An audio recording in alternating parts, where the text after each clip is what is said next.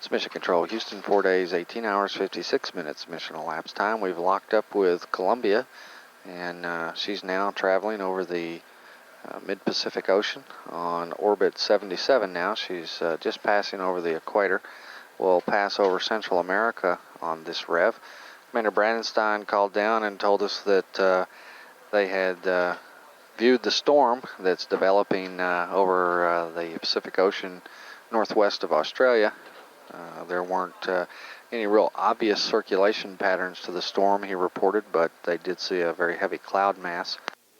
And also reported that they, on their last change out of a lithium hydroxide canister, looked in the compartment where the humidity separators are located and could see no water in that area, so that's good news. On NASA Select, we're looking at, again, the computer-generated graphics fed by real-time telemetry from Columbia that show us her position and her attitude relative to the Earth. The diagonal lines on the screen, of course, are the orbit ground tracks for the upcoming revs. The one at the top prescribes orbit 79. And on that rev, there will be a sighting opportunity for Houston. Columbia, Houston, you should have an IMAX weather map on board. Also, we have a delta to one of your L-cubed opportunities. Message 55 alpha of your morning mail when you're ready to copy. And a correction before we give you the rest of the information. It won't be orbit 79, but rather orbit 80. On which there will be a sighting opportunity for the Houston area of Columbia. That sighting opportunity will pick up at 6:29 a.m. local. You ready to copy? Dan, the orbit number 78 opportunity is listed incorrectly. Please replace it with the following. Orbit 78, TCA 4:21:00:55. The site is Presqu'île du Cap Blanc, West Sahara, Mauritania. The latitude 20.8 north, longitude 17.05 west. How copy? Okay, we got the orbit 78 opportunity, TCA 4 days, 21 hours, 0 minutes, 55 seconds in the West Sahara, latitude 0.8 north, 17.05 west. WEX, no readback on the site name? You must be kidding. Yeah, Columbia, I tried to get them to tags it up, but they made me read it. Also, just a heads up, you can see that site on the Canary Island page on the Payload Ops 2 checklist. With phonetic spelling, I hope. Roger. In Columbia, Houston, you have a go to do your KU cable positioning at this time. Okay, it's in work, and I've got an electrical configuration for you. Marcia, ready to copy?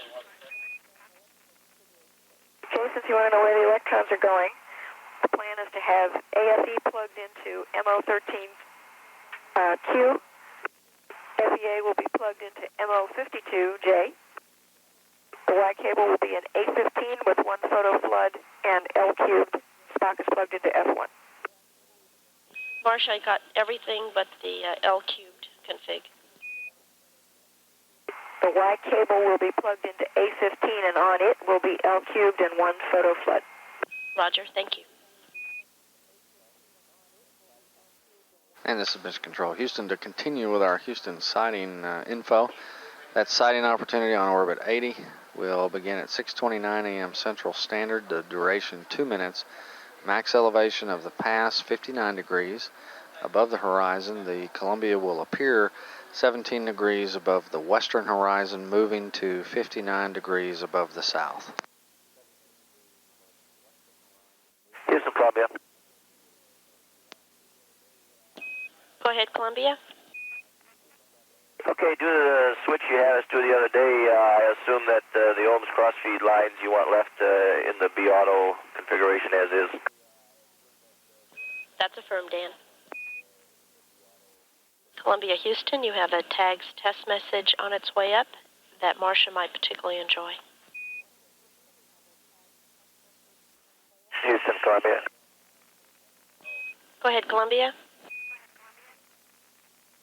I'd like to try some L-cube targets of opportunity this pass. How's our state vector for doing that? Wex will be sending up another state vector shortly. Stand by one. Okay, that sounds good. Thanks a lot. Columbia, Houston for Wex. Yes, ma'am. Go ahead. Yeah, Wex, we took some hits during our tracking, and it looks like we won't have another orbiter state vector up to you until after this next pass. However, the state vector you have on board is well within the L-cubed constraints, so you should be able to get some good data. Okay, thanks.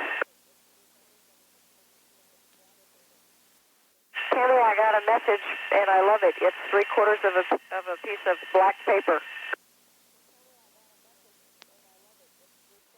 Marcia, we copy. We'll be sending something up to you shortly.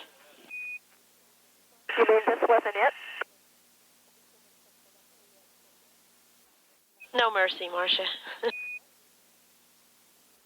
Columbia, Houston, we saw a good star alignment. We've got all the data we need. It's Mission Control. Houston, we're now seeing a representation from here on the ground of a view of what is being read by the star trackers aboard Columbia. That's Altair coming into view and Sagittarii. Columbia is now approaching the western coastline of Africa in a nose north, tail south, wing into the velocity vector, payload beta Earth attitude. Altitude right now 178.1 nautical miles above the Earth.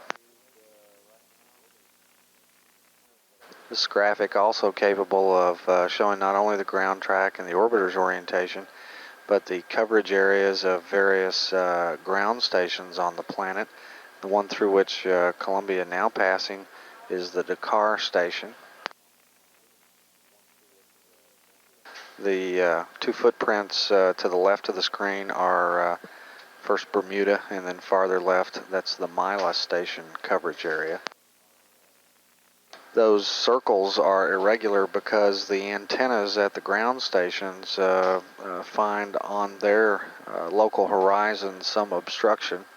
Often it's either a mountain or a hill or perhaps another antenna within an antenna farm blocking their coverage, and that when propagated out several hundred miles results in the little irregularity that we call a keyhole. Columbia, Houston, you have a new tags test message on board. Okay. Columbia, Houston, we have some background information for you on the PCG experiment when you're ready to copy. Okay, stand by.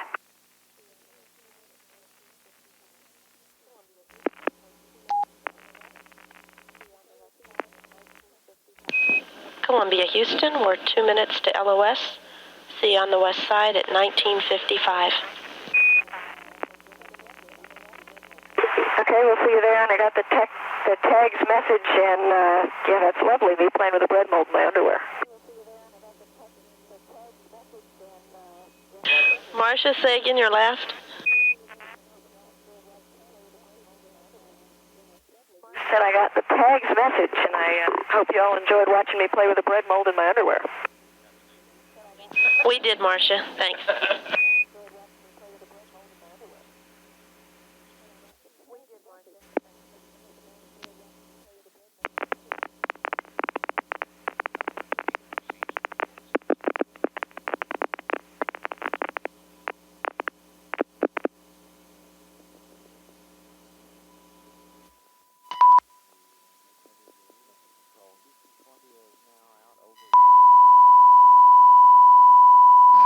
Mission Control Houston. Columbia is now out over the Indian Ocean in the no coverage area of the tracking. Columbia, Houston, we're AOS Tidris. How do you read? Roger, Houston, read you loud and clear. And Dan, we have you the same.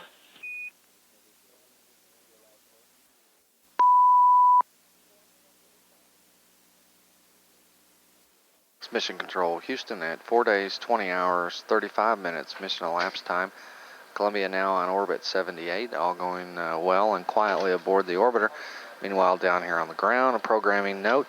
Our next television event will be a replay of Flight Day 5 activities that will begin at a mission elapsed time of 4 days, 20 hours, 55 minutes, or about 3:30 a.m. Central. This is Mission Control Houston. Houston, Columbia. Go ahead, Columbia. Okay, the manual fuel cell purge and all the reconfigs and checks are complete and look good. Great, thanks, Dan. Also, we have several flight notes pending concerning your payload activities when you're ready to copy. The first is some background information on the PCG. Okay, go ahead, Houston. Yeah, Dan, last night you called down and let us know that the rim temperature on the PCG experiment had gotten up to 5.7 degrees.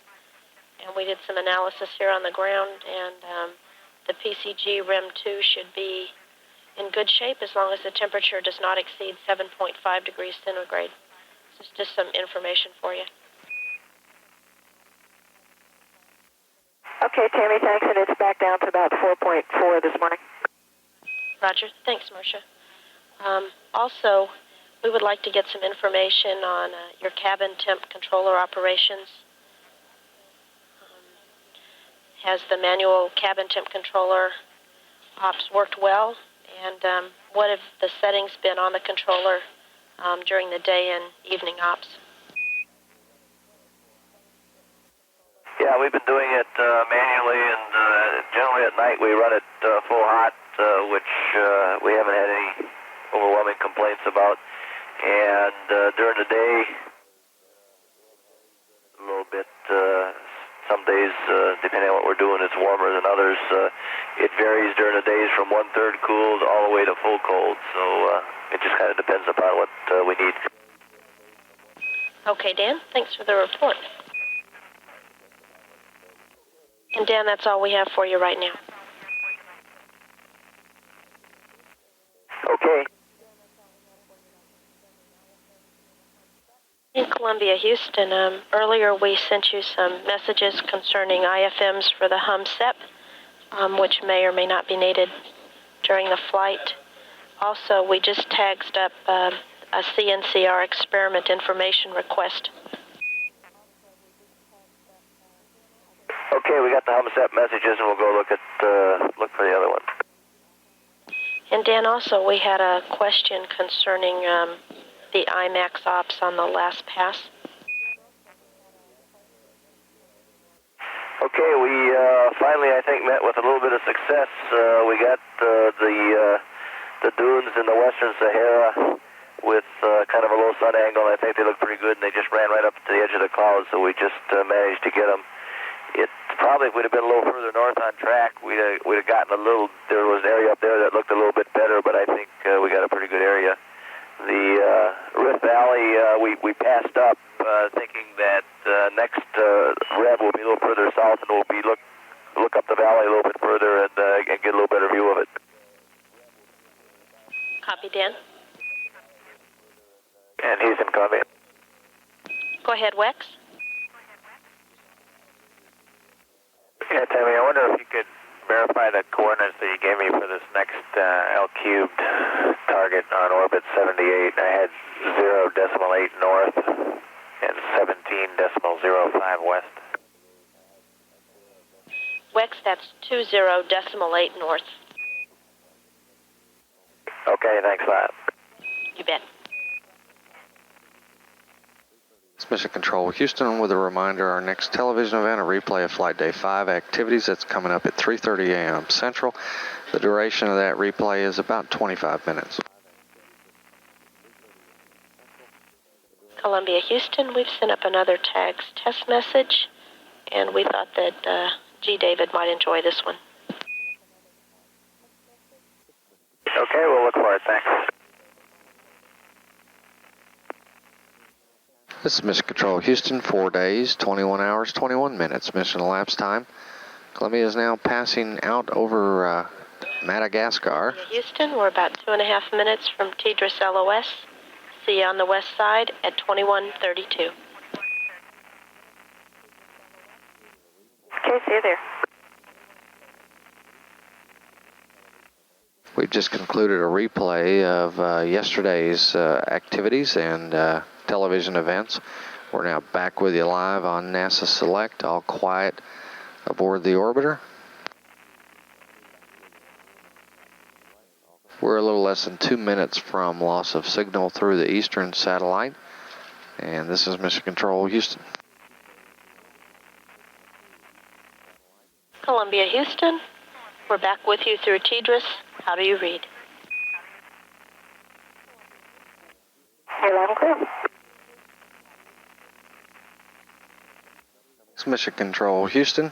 We're now at 4 days, 21 hours, 39 minutes mission elapsed time, and upcoming on this orbit about the Earth, we hope to take some TV from the Space Shuttle Columbia. Mid-deck activities on orbit 79 over Tidris West, beginning at 4:31 a.m. Central Standard Time. We believe what we'll be seeing are some activities with regard to the CNCR experiment. Columbia, Houston, just a heads up. We'll be coming inside to look at your in-cabin activities in about 15 minutes. Okay, we copy that. Houston, Columbia. Go ahead, Columbia. Yeah, Tammy, I just want to tell you we just got a new tags message on board with what looks to me like 3 real smart guys on it. Roger that, Dave. Houston, Columbia for CNCR. Go ahead, Marcia. Got your message. I can give you some information. We started package Marcia, 1 stand red, by one, please. 0 days, 8 hours, 47 minutes. We stopped at 0 days, 9 hours, and 9 minutes.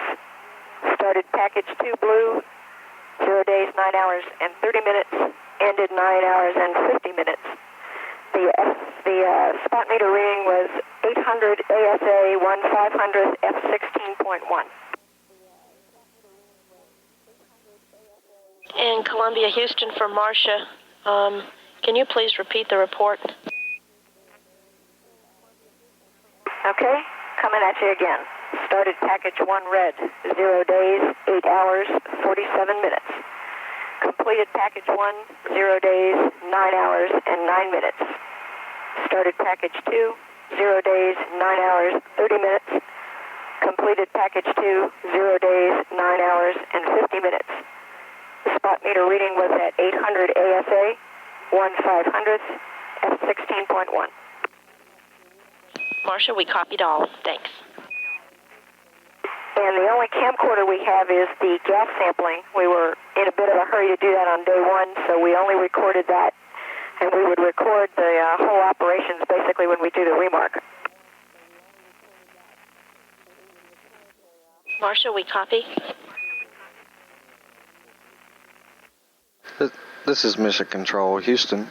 At 4 days, 21 hours, 48 minutes mission elapsed time, Columbia has passed out over the Pacific after having traversed the continent of Australia. We just heard... Columbia, Houston for Marcia. Go ahead. Marcia, what we have in mind for later is getting some downlink of the gas sample that was performed on flight day 1, and we're looking to schedule that in your timeline. Okay, well, I can set that up for you whenever you want, and it is camcorder, so you'll have to configure for that. Understand. Thank you. We just heard from Mission Specialist Marcia Ivins, who has given a status report on some of the payload's activity aboard Columbia. And before that, a message from David Lowe, who said he got the tags test message, and those are three smart-looking guys. That was a reference to a photograph that we applied to the latest tags message. It was a picture taken by JSC's public affairs photographer. Go ahead, Marcia. I know it's still early in the morning, but we want to wish all the people running in the marathon today a good run, and when they're running east, we'll tug them a little bit. And just for reference, Wex's mother is running in it, and you know, she's won the New York one twice, so the pressure's on. Okay, Marcia, we'll pass that on. Well, let's try to order these pieces of information into the correct and proper sequence. First, David Lowe was talking about a tags message we sent up. We have the capability with tags to send up a very good representations of photographs. They go up with pretty high clarity and quality.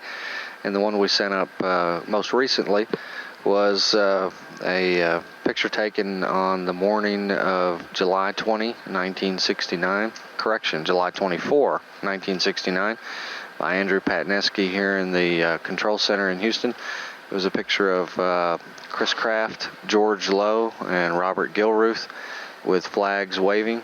The morning of the splashdown of Apollo 11.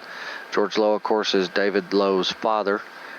Dr. Lowe was the director of the Apollo program, took over after the fire of January 27, 1967, which took the lives of 3 crew members of the Apollo 1 mission. It's known within NASA as the Apollo 204 fire.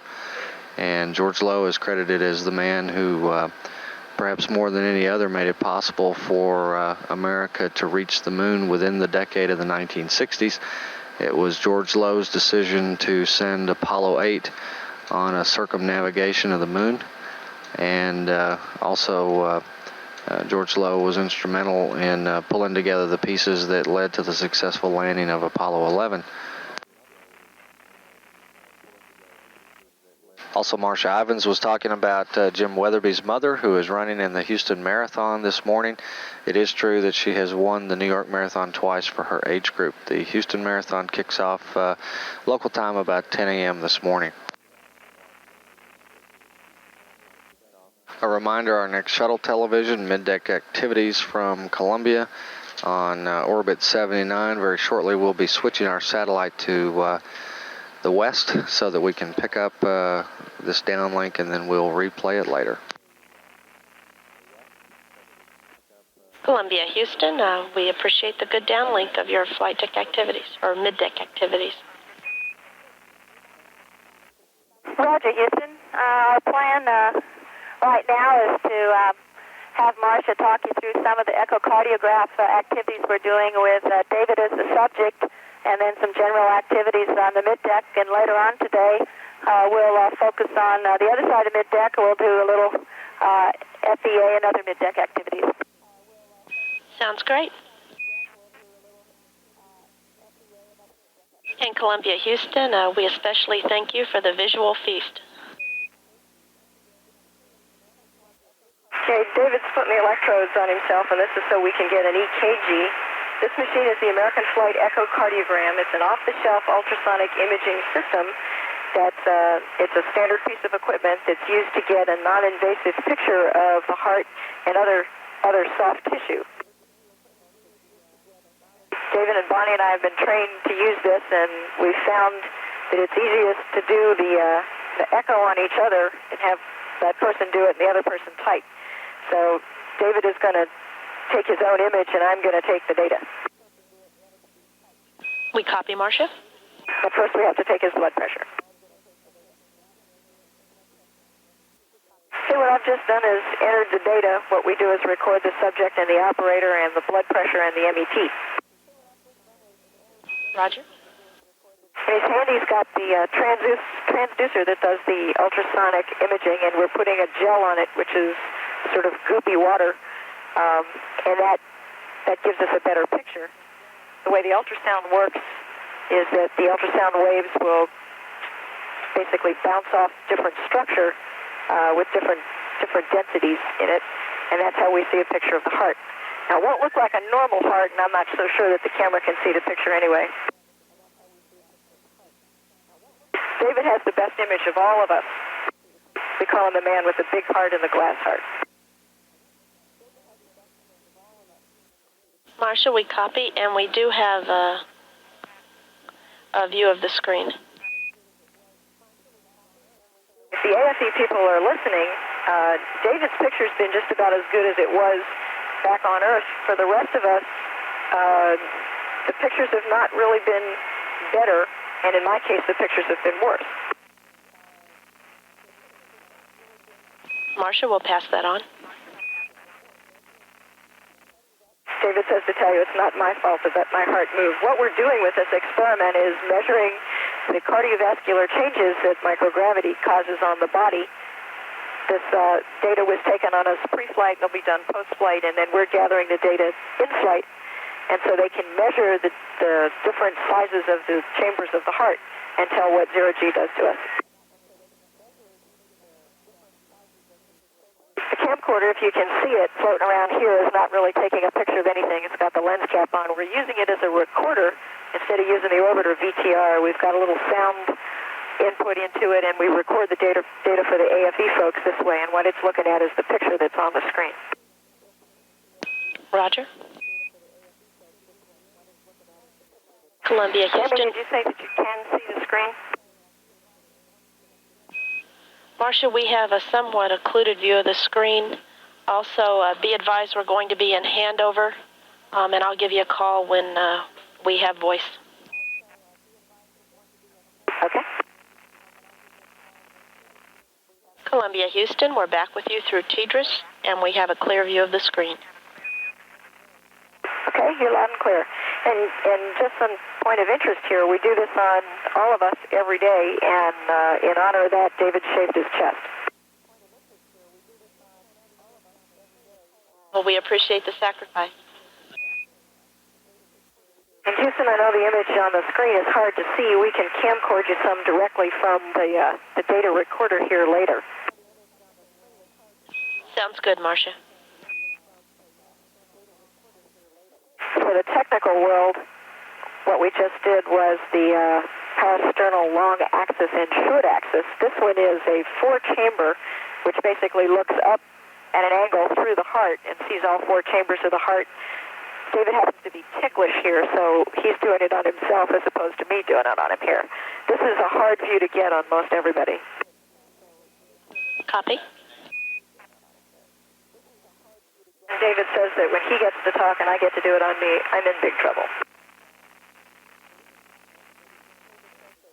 Like I said, this is one view that's really hard to get and maybe impossible to get this morning on David. Copy. This device that we're using now is a tilt frame, and what it does is it'll take segmented slices of this picture through the heart so that they can, at 5-degree increments, so that they can better measure their data. We do it on the short axis view. If this device looks uncomfortable, it is not the most comfortable device. You have to apply a fair amount of pressure so that the frame can tilt as you move it.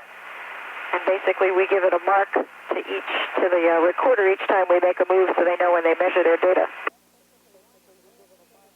Copy. Okay, that's basically one AFE data take on one person. What we do now is cycle through the rest of us. We'd like to thank all the folks that trained us to do it. It's some parts are easier here in 0G and some parts are harder. The heart is certainly harder to find, as they told us it would be, and that's because it shifts along with the fluid. So now you have to go hunting for it again. But we appreciate the training, and we hope we're going to bring you back some good data. Marcia, we copy, and we sure appreciate the downlink. Thank you. In Columbia, Houston, we have terminated TV downlink at this time. Okay, Houston, and we hope throughout the rest of this mission to bring you a little update for each of the experiments and show you what they're all about and how we're operating them. Thanks, Dan. We're all getting quite an education down here. Houston, Columbia. Go, Columbia. Tammy, we have another mid-deck scheduled around 3:45 today, and that's when we'll be doing our FEA. I was wondering if Dr. Thomas would be standing by. Stand by one.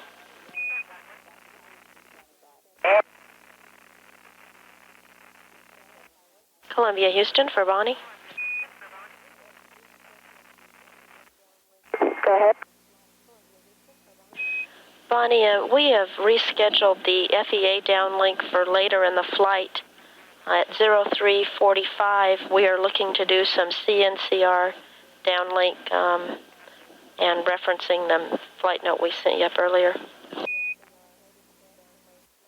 Oh, okay, I guess I need to look for that. So you'd like CNCR in the downlink later today? That's affirmed, Bonnie. Okay, we'll be configured for camcorder then?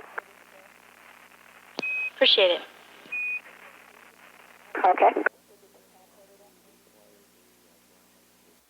This is Mission Control Houston. Our next television event, we are going to replay the downlink which we just had a few moments ago with the American flight echocardiograph experiment, and we expect that to begin shortly. Houston, Columbia. Go, Columbia. Okay, per your last message, we don't have anything that warrants a TV session this afternoon on CNCR. It's day 7 before we bring those things back out. We only got about a minute or two on camcorder of some of the first stuff we did when we activated it on day 1. So I guess we'd like to maybe regroup and do something different this afternoon and to make better utilization of that time. Dan, we understand. Columbia, Houston, the PI is interested in the short segment of CNCR data you have, so what we'd like to do at some point is just schedule a couple minutes to get that downlink.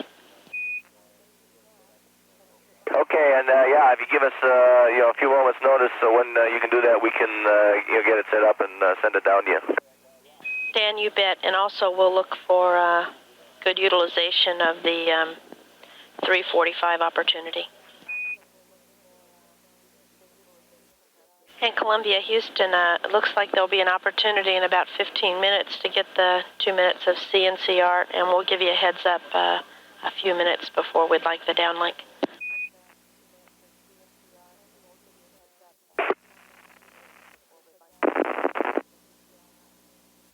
In Columbia, Houston, the comm message you got, you can disregard. It's related to the VTR ops.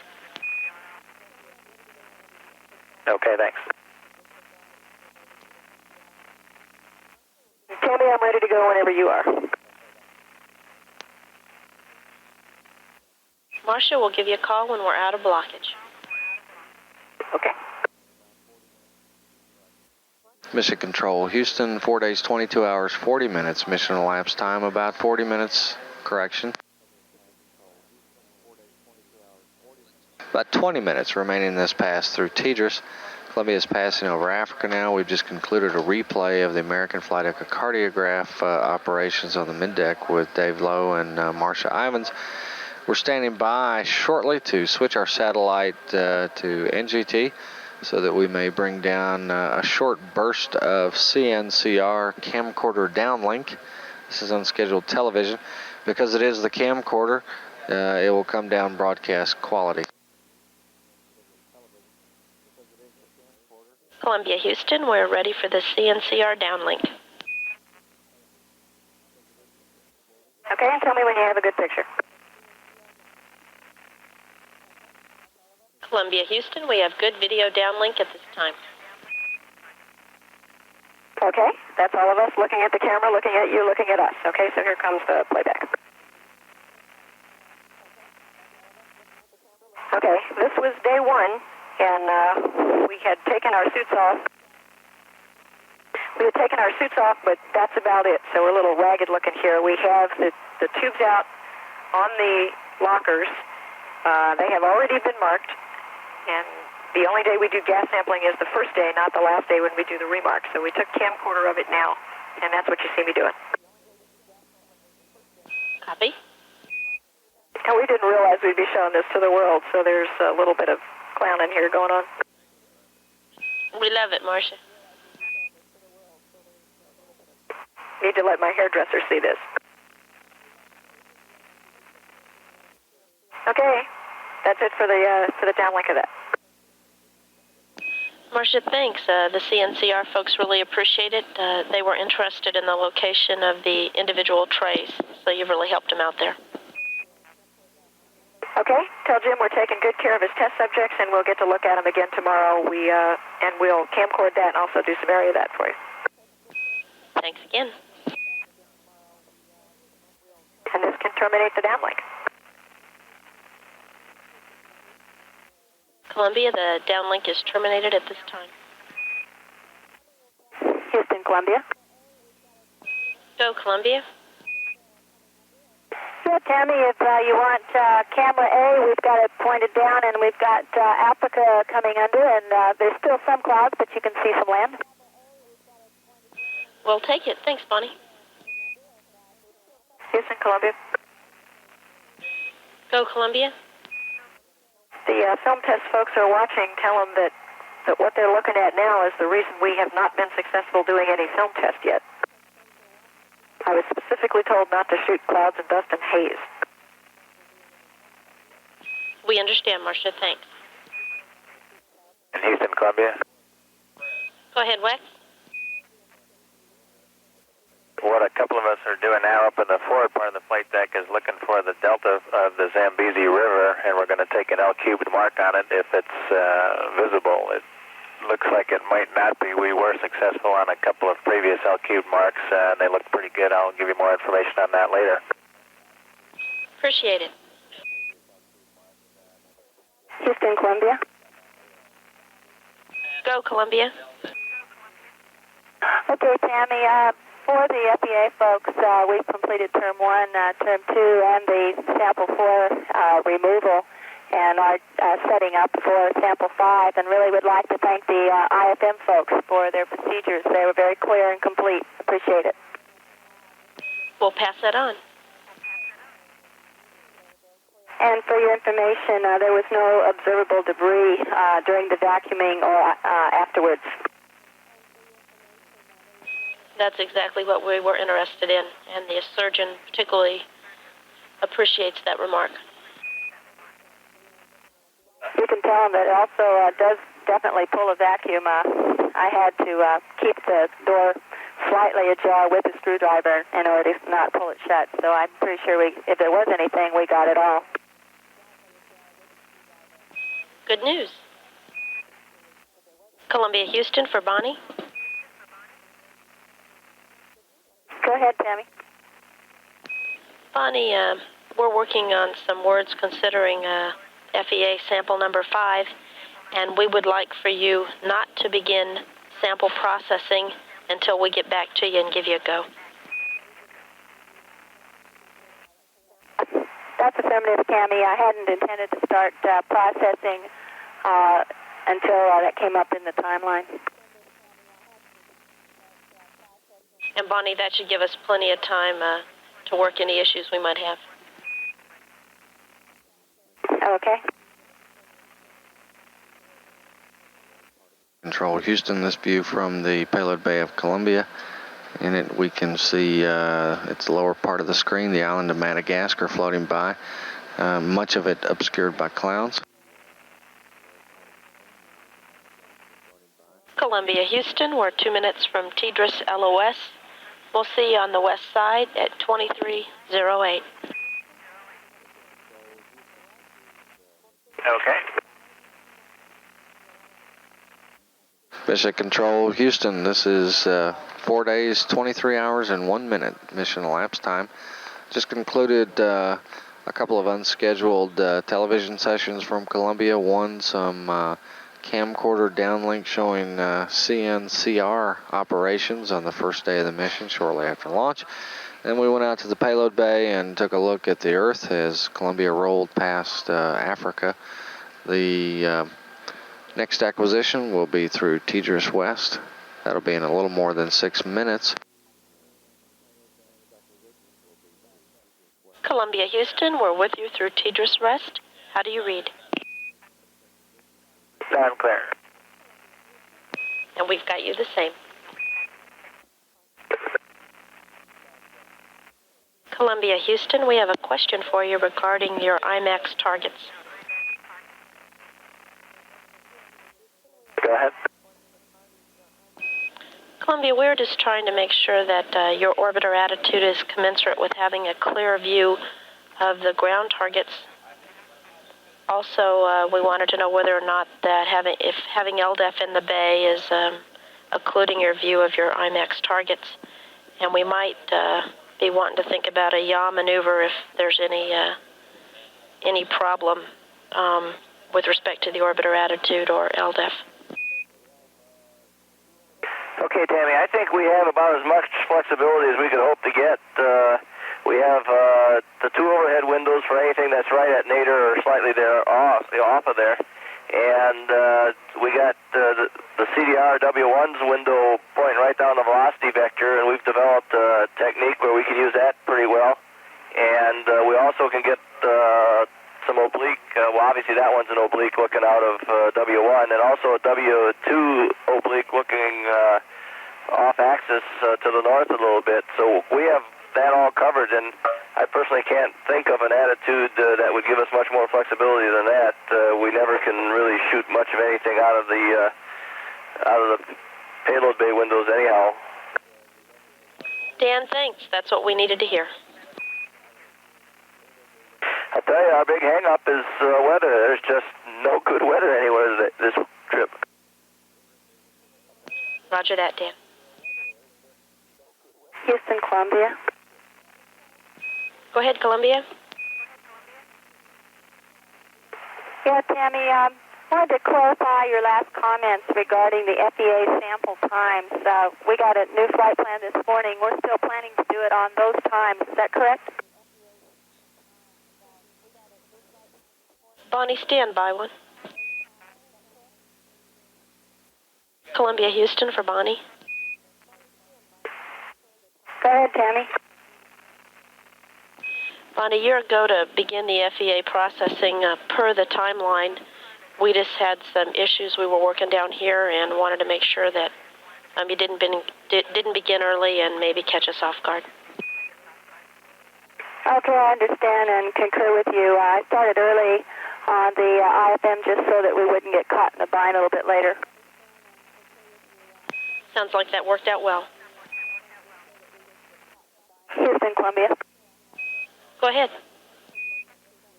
For the mid-deck scenes this afternoon at 4:38, how had you intended to be configured for normal TV or camcorder? Columbia, that's your call. Okay, we're still talking about it. We'll get back to you. Roger. Houston, Columbia. Go ahead, Columbia. One more thing, Tammy. Is there a crew choice TV on today? Stand by one. Columbia Houston, there is no crew choice TV timeline today. Okay, anytime you'd like group views, just let us know, okay? Wilco, thanks. This is Mission Control. Houston at 4 days, 23 hours, 49 minutes mission elapsed time. Our next television event, a change of shift briefing with Orbit 1 Flight Director Al Pennington. That would nominally take place at 8 a.m. Central Standard Time, originating from the Johnson Space Center's briefing room in Building 2. However, as it is a slow Sunday morning and all has gone very, very well on Columbia's first 6 hours this morning, we are at least considering the option of perhaps canceling that briefing, and we'd invite news media members to give us your views, and we solicit your opinions on whether you'd like to do that or not. If you would call the Johnson Space Center newsroom at area code 713-483-5111, that'll help us poll the parties and see if that's a good idea or not. Columbia, Houston, we have new state vectors coming up to you. Roger, Houston. This is Mission Control. Houston at 5 days, 0 hours, and 6 minutes mission elapsed time. Columbia has passed over the southeastern United States, now out over the Atlantic Ocean, and about another 30 minutes left in this pass through Tidris. We have a correction to make, an apology to offer. It seems that yesterday we gave out an incorrect number for the landing time that had a digit transposed and caused us to give a number that was about 30 minutes off for the landing time. So we'd now like to provide the latest, best deorbit opportunity and landing time. The official time of landing for STS-32 calculated after the rendezvous, such that all of the different maneuvers that were done then have no effect on the calculation for this burn, show a deorbit time of ignition at 9 days, 21 hours, and 23 minutes, and that'll take place on orbit 157. That would set up a landing on the first part of orbit 158 at 9 days, 22 hours, and 24 minutes mission elapsed time. That translates to 4:59 a.m. Central Standard Time, 2:59 a.m. Pacific, 5:59 a.m. Eastern on Friday morning. And again, those numbers, deorbit TIG, 9 days, 21 hours, 23 minutes. Landing, 9 days, 22 hours, 24 minutes. And we apologize for the information not having gotten transmitted correctly. At 5 days, 0 hours, and 8 minutes. This is Mission Control, Houston.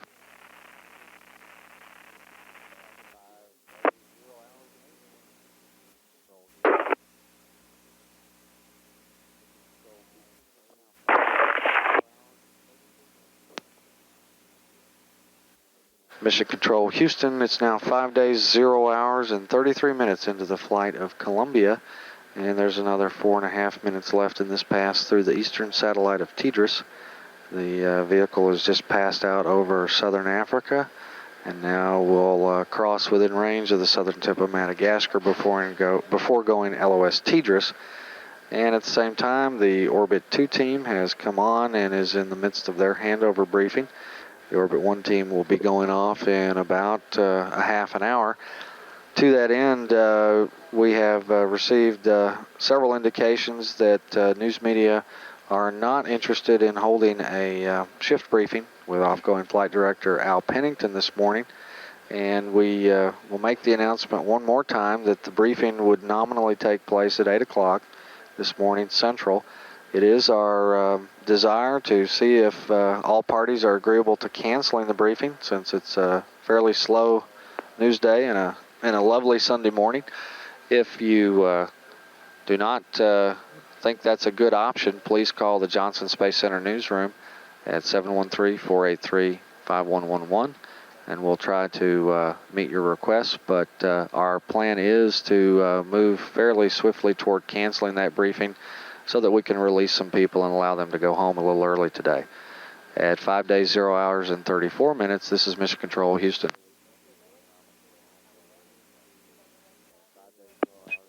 Columbia, Houston, we're about 2 minutes to Tidris LOS. See you on the west side at 0045. Bye-bye. This is Mission Control, Houston. We have reacquired through the tracking and data relay satellite with Columbia. Our next television event, change of shift briefing with off-going Orbit 1 Flight Director Al Pennington, has been canceled. That briefing, again, will not take place. And we appreciate your interest. Columbia, Houston, we're back with you through Tidris. How do you read? Got you loud and clear, Teddy. And Dan, we've got you loud and clear also. We have a short flight note concerning FEA processing when you're ready to copy. Stand by a second, Tammy. Roger.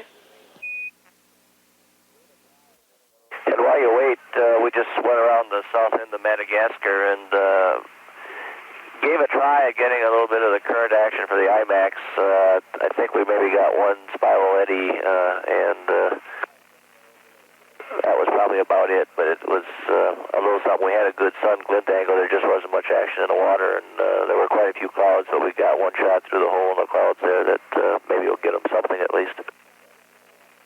Thanks, Dan. I'm sure they'll appreciate the effort. Tammy, go ahead with your flight note. Bonnie, we wanted to give you a heads up that we believe the cracked ampule is the result of thermal stress, and we'd like for you to notify the ground when the heater translation is started following creation of the molten zone. We recommend that you monitor the processing every 5 to 10 minutes to ensure that the molten zone length is properly maintained, and be careful to terminate the sample on time in order to preclude overheating the sample near the end. How copy? Copy loud and clear, Tammy, and I think that's a good idea, and we'll do that. Thanks, Bonnie.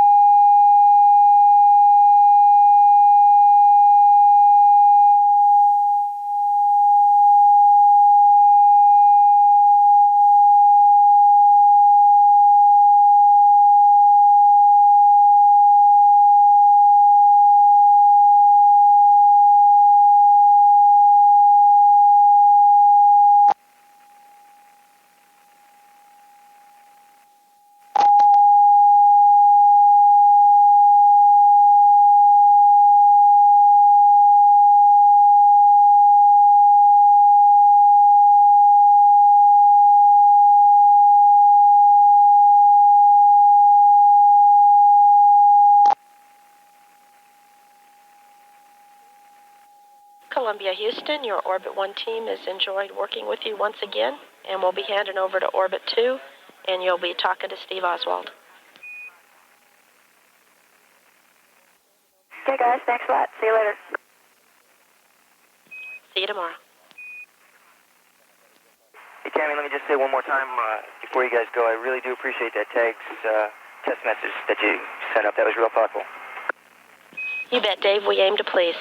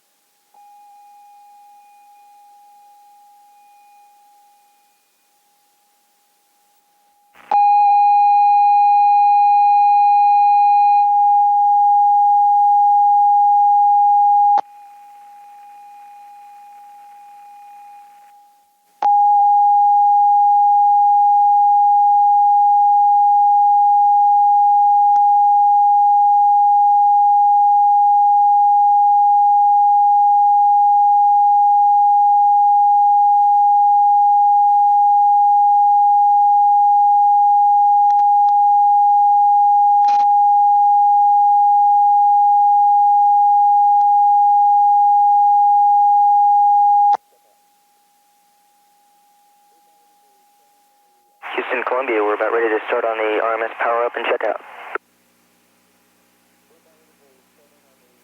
Columbia, Houston, say again.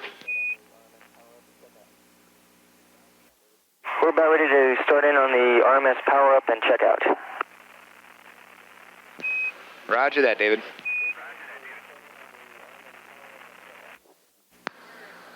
This is Mission Control Houston at mission elapsed time 5 days, 1 hour and 30 minutes. Mission Specialist G. David Lowe aboard Columbia, getting underway with the power-up procedures on the remote manipulator system.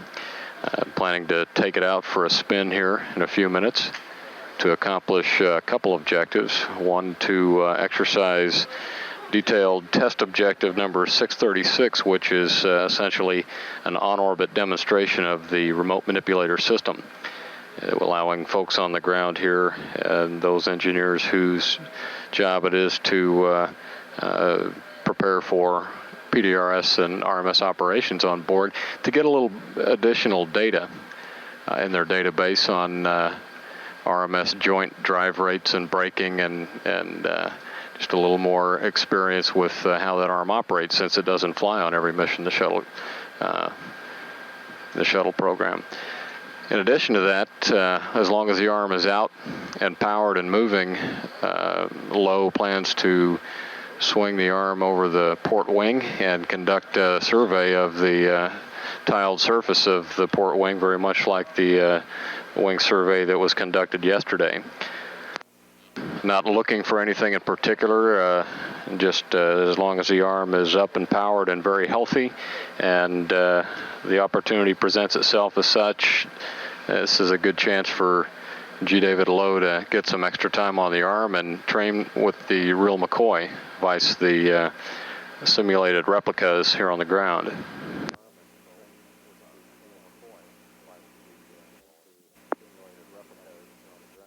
This is Mission Control. Our next television event is scheduled to be, well, it's unscheduled downlink television from the payload bay of Columbia. We're taking that live television now as Mission Specialist Lowe has uncradled the arm and is beginning to move it into position to begin the remote manipulator system demonstration, DTO 636. This view of the robot arm from the aft bulkhead on the port side, looking forward up the port longeron as the shoulder, if you will, of the remote arm is located forward towards the crew cabin on the longeron on that side. Columbia orbiting the Earth with its payload bay towards the Earth and its nose pointing north. Houston, Columbia.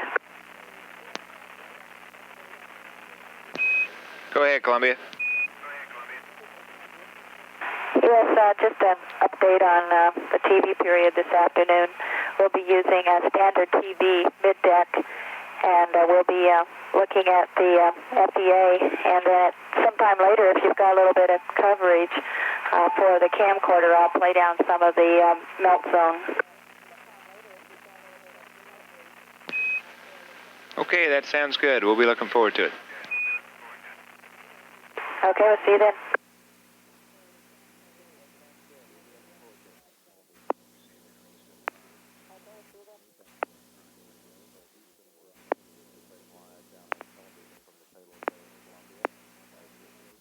This is Mission Control Houston. We're continuing to take live downlink television from the payload bay of Columbia as Mission Specialist G. David Lowe continues to drive the remote manipulator system in support of an on-orbit demonstration of that device, providing flight controllers here on the ground with some additional data.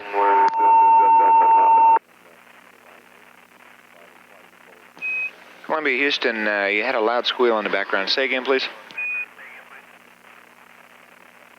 We're working on a direct-to-drive test now. Roger that, David.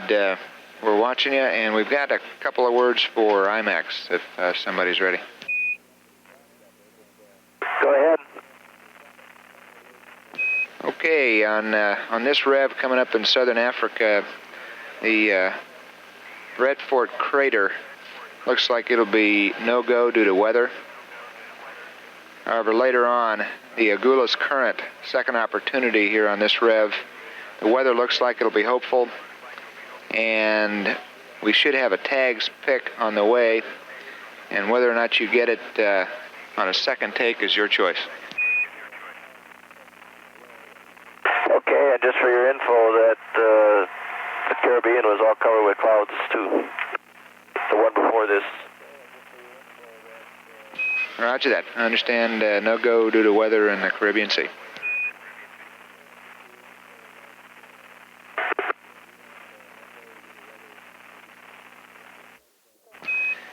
Columbia, Houston for Bonnie.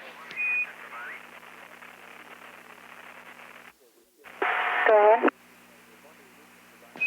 So Bonnie, regarding your video downlink, we think that we should have good KU coverage on this upcoming Tidris West Pass between an MET of 2 hours, 55 minutes, and 3 hours and 16 minutes. And then on the following Tidris East Pass from 320 to 351. Okay,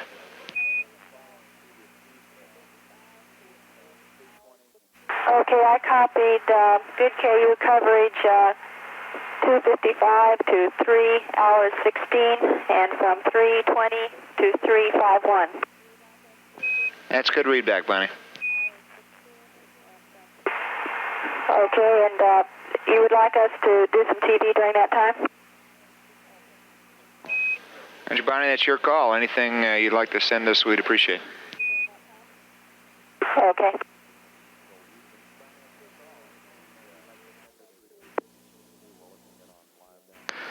This is Mission Control Houston. The view we're looking at on live downlink television depicting motion on the robot arm as Mission Specialist David Lowe drives the mechanism. They've completed the on-orbit demonstration in support of the DTO or RMS study, and Lowe now positioning the arm out over the port wing to conduct a survey of the tiled surface of the port wing.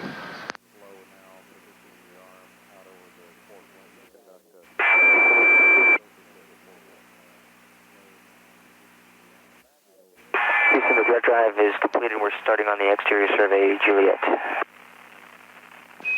Roger that, David, and we'll be following along with you.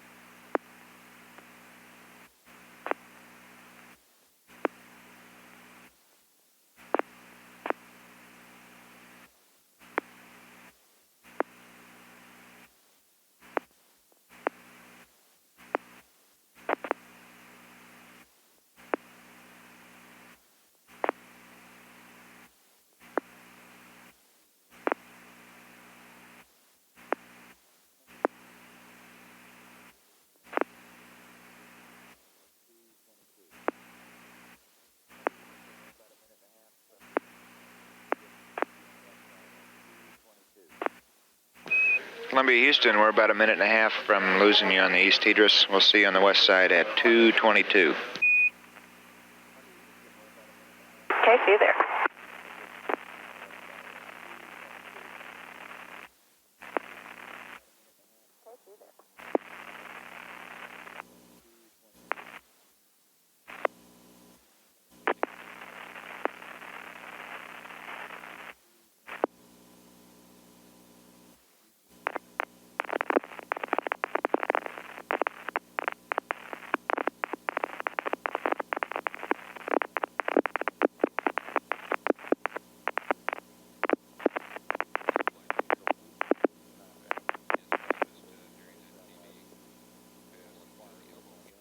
This is Mission Control Houston. We've passed out of range at the Tracking and Data Relay Satellite East.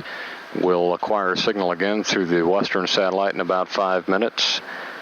During this last orbit, we've had some live television depicting some remote manipulator operations on board. Mission Specialist G. David Lowe driving the robot arm to conduct both a engineering demonstration of the arm for the benefit of engineers, flight controllers here in Houston who have an interest in gathering as much data on a good, healthy arm as they can.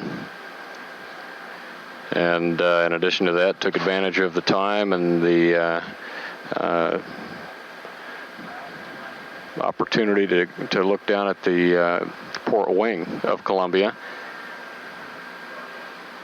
giving flight controllers a chance to check the integrity of the tiled surface. Everything looked very good, very clean. And to give Mission Specialist Lowe a little more operating time on the arm. A little training with a real McCoy device, the simulated trainers here on Earth. Just about 18 minutes ago, the crew was scheduled to be getting the processing of FEA sample number 5 underway. The sample number 4 ampule, which had been cracked in processing 2 days ago, was successfully removed from the apparatus this morning. And there were no problems with debris or glass splinters or anything that might cause any concern. And the crew has reconfigured FEA on the middeck and at last word preparing sample 5 for processing. Be looking at some live television from the middeck a little bit later today. Just about 2 hours and 20 minutes from now, with hopes to have a look at sample 5 as it processes. And Mission Specialist Dunbar reported earlier that she had some camcorder videotape or some camcorder video to show us some close-ups of the floating zone. This is the molten zone that's created by the heater element that, as it translates down the indium sample tube in the FEA.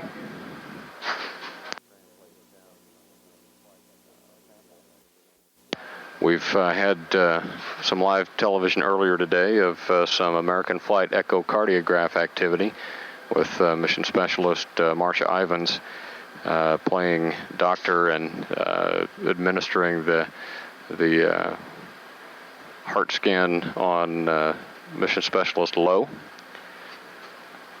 We have some more AFE data takes planned for this afternoon. May have an opportunity to see some of that with our live middeck TV later on. Again, that scheduled television event on orbit 83 through the Tracking and Data Relay Satellite West, we expect to see about 11:13 a.m. Central Standard Time. And with about 1 minute before acquiring signal and through the Teeters West, this is Mission Control.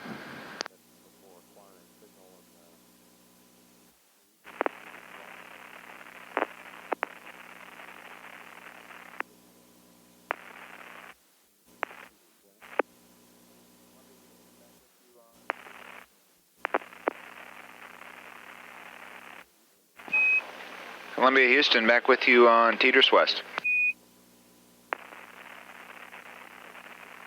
I'm clear. This is Mission Control Houston. We're now processing S-band telemetry through the Tracking and Data Relay Satellite West. Indications here on the ground are that Mission Specialist Lowe is driving the remote manipulator system back to its cradle position after completing a successful demonstration of that device, followed by a successful, uneventful survey of the port wing of Columbia. This is Mission Control Houston. While we're in KU band blockage, we're unable to view the live television we've had from Columbia's payload bay cameras, but through S-band telemetry, we're able to produce a replica of the onboard motion of the arm. This display located at the PDRS console, showing the position of the RMS as it's driven to the stow position by David Lowe.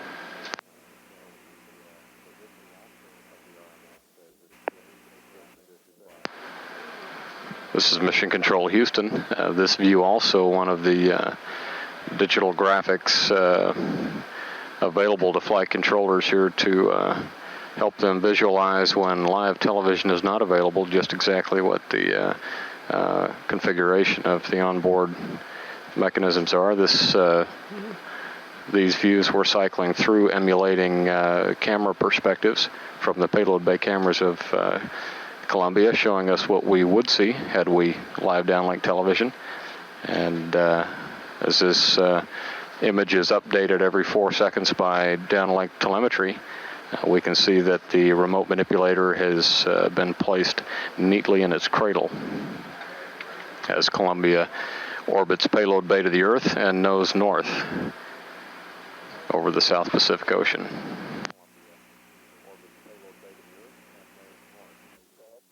Columbia, Houston for David.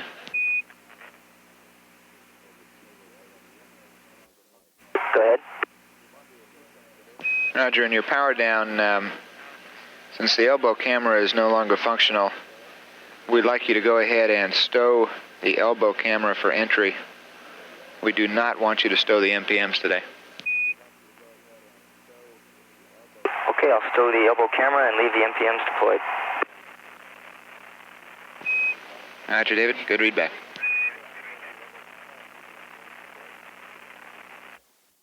Houston, Columbia, do you still want the alpha heater off at this time?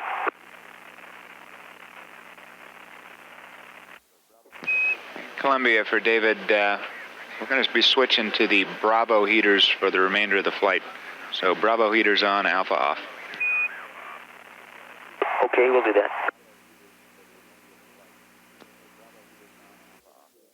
Columbia, Houston, regarding DSO 476. Go ahead, Steve. Hey, I think we asked you before if you could to give us about a 10-minute heads up prior to initiating DSO 476. The rationale here is that we're beginning to run short of tape for the high wrap. It's getting to the point where it's getting kind of critical. The most important thing is that after that 10-minute heads up call, if for any reason you're delayed in starting on the treadmill, if you could give us a call, we can save some tape. We'll do that, Steve. Okay, thanks a lot.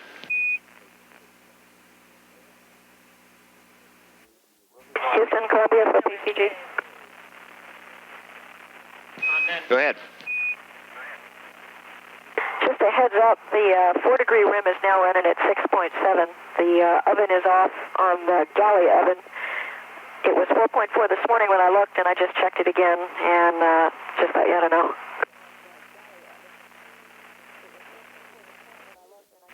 Roger that. Copy. 4-degree rim is at 6.7. We were talking about that earlier, and we don't have a real concern until it gets up to around 7.5. Okay.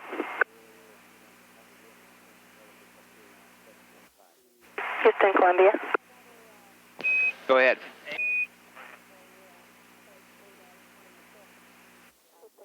Yeah, I got an FEA time for you on page 3-26. Data record on at MET 5020900, and I've got a question for you.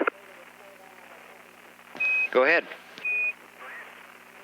Okay, this is for the back room folks there on FEA, and I just want to verify something. I've got the heater translated to 10.8, and the single crystal seems to be reflecting about the same as the polycrystalline, and I want to verify how far, again, away from the back end the edge of the single crystal is in the full length of the crystal, full length of the sample.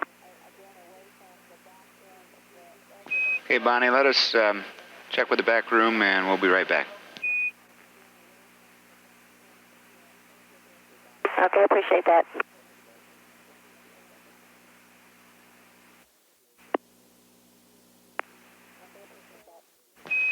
Columbia, Houston for Bonnie. Go ahead.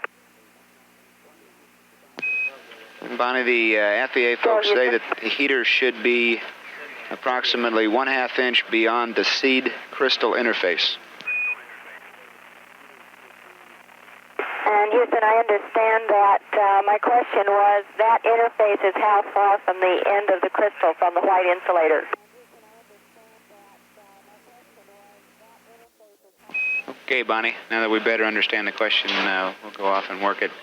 And we had one other note here for you. Apparently you had a question regarding FEA downlink TV, and the PAO folks are saying that they'd appreciate any FEA TV that we get between now and then, but they'd also would like some to coincide with the PI activity in the CSR. It should coincide with the TV opportunity at 8 days and 32 minutes. And we'll have more words for you in an execute package here later on in the flight.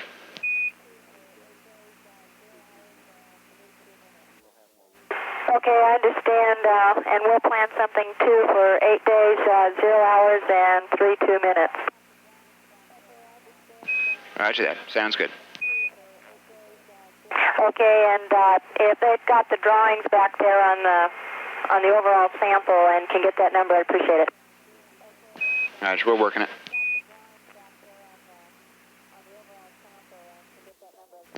Columbia, Houston for Bonnie.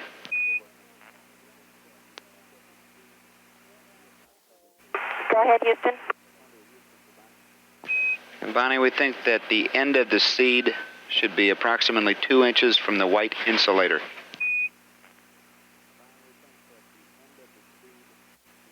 Okay, thank you. Appreciate that.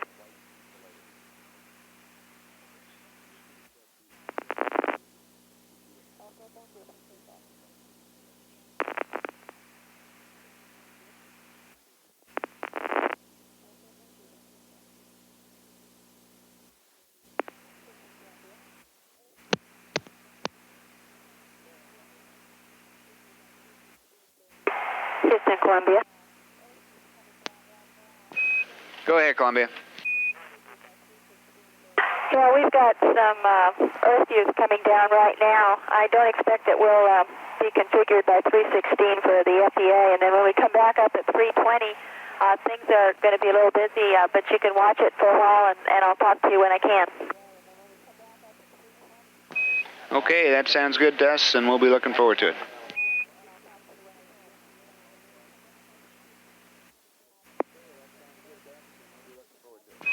Columbia, Houston with a switch on panel R12.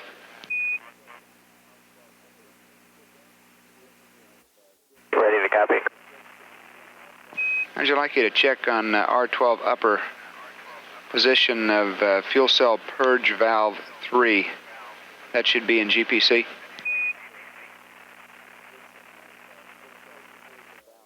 It is in the closed position right now. Hey, Worksby, if you could just take that to GPC for us, that'd be fine. Okay, that's coming. It's there. Thank you very much.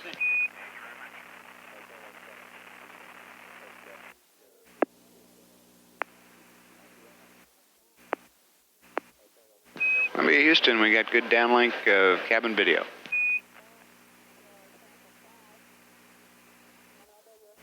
And Roger, Houston, we're in the middle of heating up the zone for sample 5.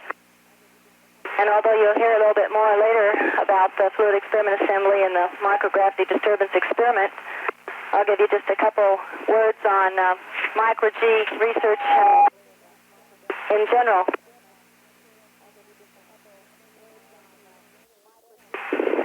The reason that we do a lot of material science and biology in a micro-G environment is because we don't have natural convection. Hot things don't go up and cold things don't go down. And this has a tremendous effect on crystal growth processes. If you can imagine, as a crystal grows, it needs to put all of its atoms in a particular order. But if it is constantly turbulent at that solidification front, then it's not going to grow the kinds of crystals we need for the new technologies we have, both in semiconductors and in superconductors. We found that when we go to a reduced gravity environment, we don't have that convection, and this allows us to grow more ordered crystals, and that's part of the theory behind the protein crystal growth and behind the apparatus behind me right now. However, we're still trying to understand the full effects of different levels of microgravity. About the best we can do in a vehicle like this is about 10 to the minus 5 Gs, which makes me weightless, but still is a significant effect in some cases. So we're trying to understand the micro-G environment of the shuttle in the mid-deck. We have some data on Space Lab, and we'd like to understand how we can best compromise between the need for humans to do some preliminary research in this environment and also the need to cut down on disturbances in that environment. So if you'll excuse me a minute, I'll continue to look at my zone. The nice thing about this microgravity laboratory is that it does allow the use of many different orientations.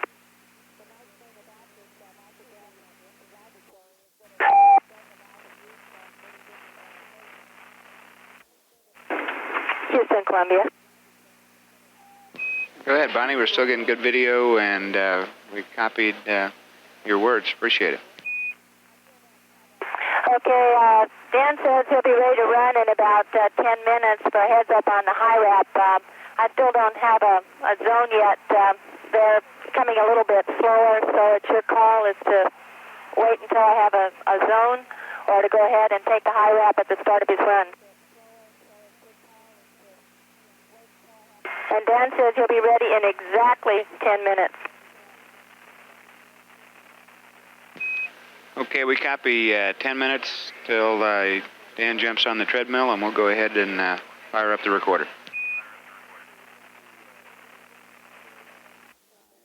Let me, Houston, Bonnie, I think the answer to your question is we'd like to go ahead and start Dan running on time, and hopefully the zone will be molten by then. This is Mission Control Houston. We're looking at some live television downlink from the cabin of Columbia. This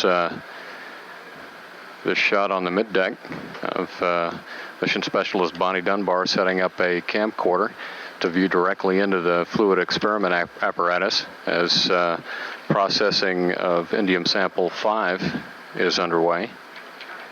Just visible in the center lower part of your frame. A little emblem plugging Dunbar's alma mater, University of Washington, where she received her Bachelor of Science and Master's degrees in ceramic engineering.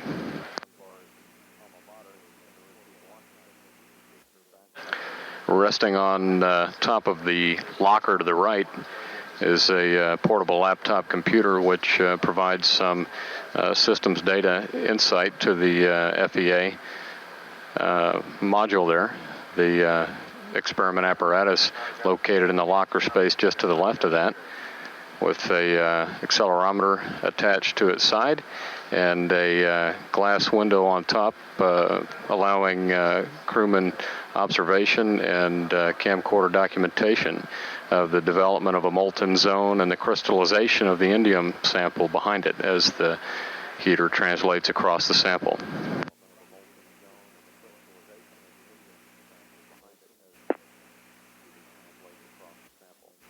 Columbia, Houston, we just sent you a new orbiter state vector.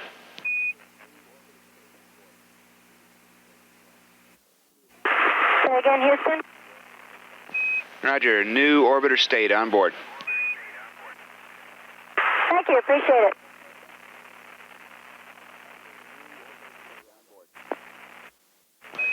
Columbia, Houston, with a flight note on message 53 Bravo, the IMAX Earth scene opportunities. Houston, Columbia, say again. Roger, Bonnie, we got a couple of words on message 53 Bravo, the IMAX opportunities for the next rev. Okay, stand by. And Bonnie, the only real words on this changes to it. The last two opportunities, Rev 83, the weather looks good. Weather's clear at both sites. That's the Galapagos Islands and Rio. Okay, stand by. I'd like to have Marcia talk to you about that.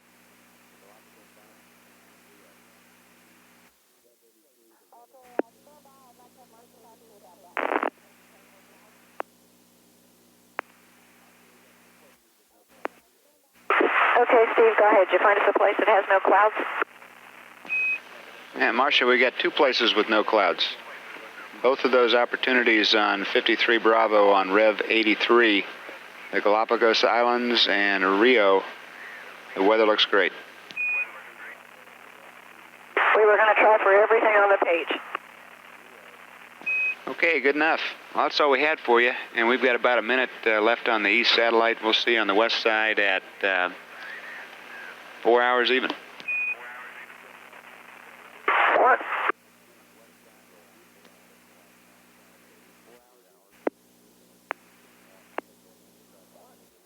This is Mission Control Houston. Mission elapsed time 5 days, 3 hours, 53 minutes. We've lost signal through the tracking and data relay satellite east. We'll pick up communications and telemetry again through the western satellite in about 6.5 minutes.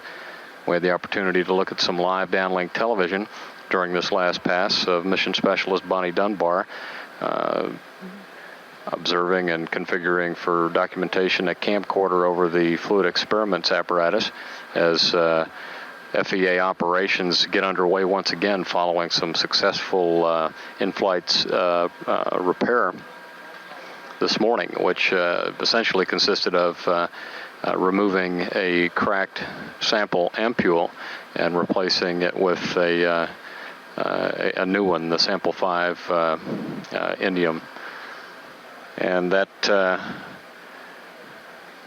activity also this afternoon will involve some crew observations and documentations of any perturbations or effects on the processing of the crystal experiment during treadmill operations by the crew's commander, Dan Brandenstein.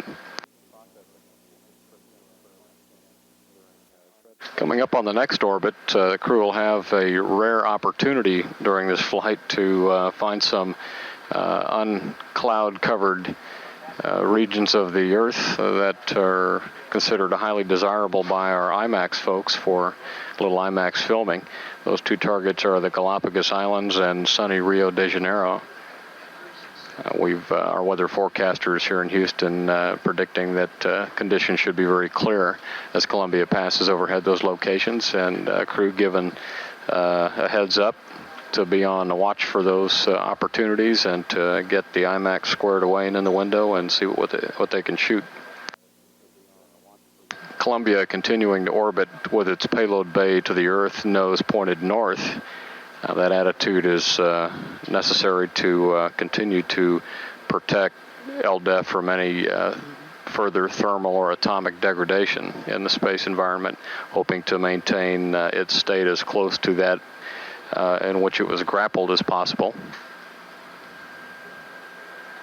Because of that, we're not able to optimize our antenna pointing by manipulating the orbiter attitude and thus allowing constantly flowing television. So with unpredictable television times, we're taking a lot of unscheduled and unexpected television as line of sight pointing allows.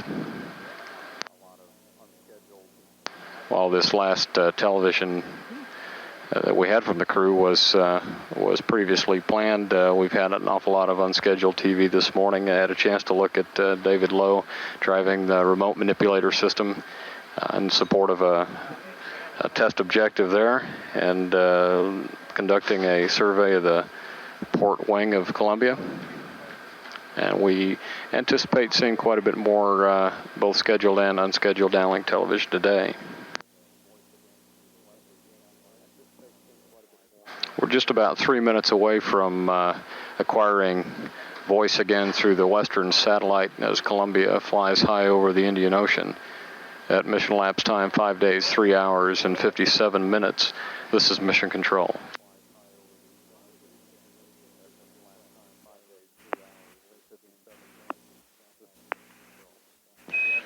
Columbia, Houston, with you through Teeters West.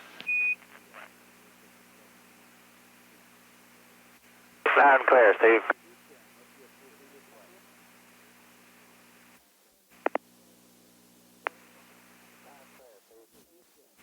Houston, Columbia. Go ahead, Columbia.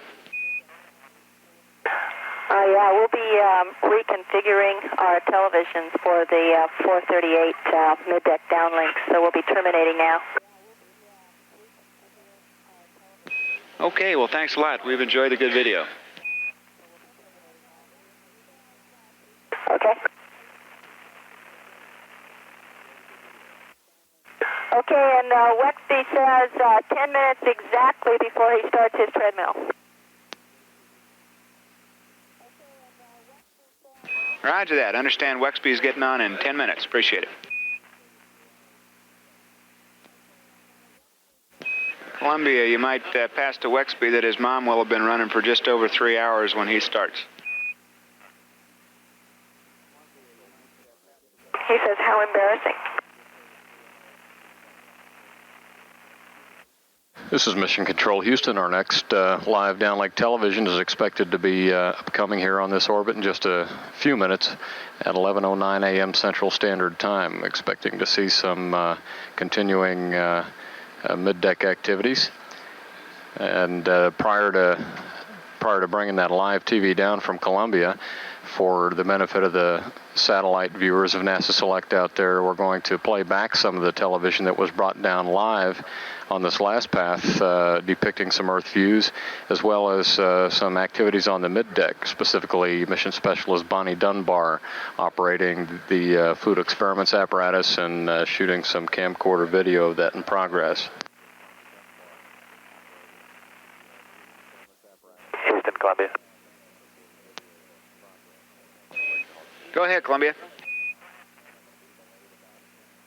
We had a minor equipment failure with the treadmill recording apparatus. We're working on it, and I'm going to be delayed about, well, let me put it this way, I'm going to be delayed exactly 5 minutes from the time that I told you. Okay, So Jim, thanks for the... 45 seconds from now, it'll be 5 minutes and 45 seconds. Roger that, Jim. Appreciate it.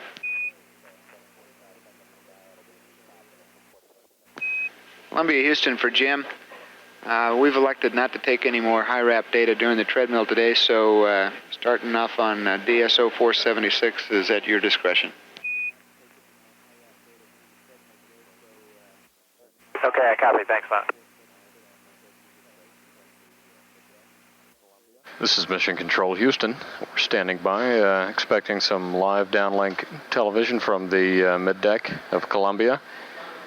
Coming here in about 5 minutes, 11:09 a.m. Central Time.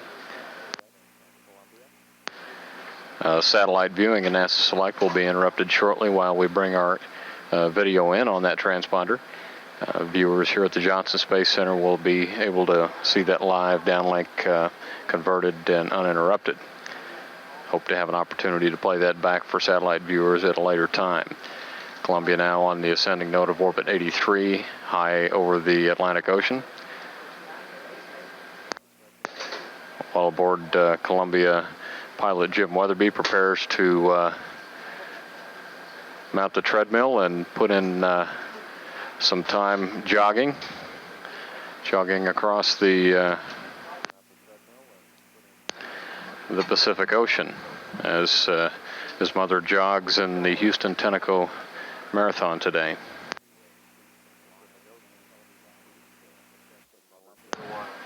This is Mission Control Houston. We're standing by to receive some live television views from the mid-deck of Columbia in just a couple of minutes as we come out of KU band blockage.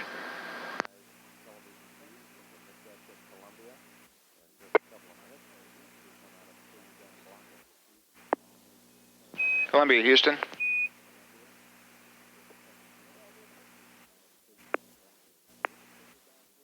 Columbia, Houston. Go, Houston. Roger, we're configured down here to command downlink of cabin TV if you're ready for that. Okay, Okay, you can take mid-deck TV, and Dan will be with you in just a minute. We're reconfiguring IMAX. Okay, sounds good. We'll put in work.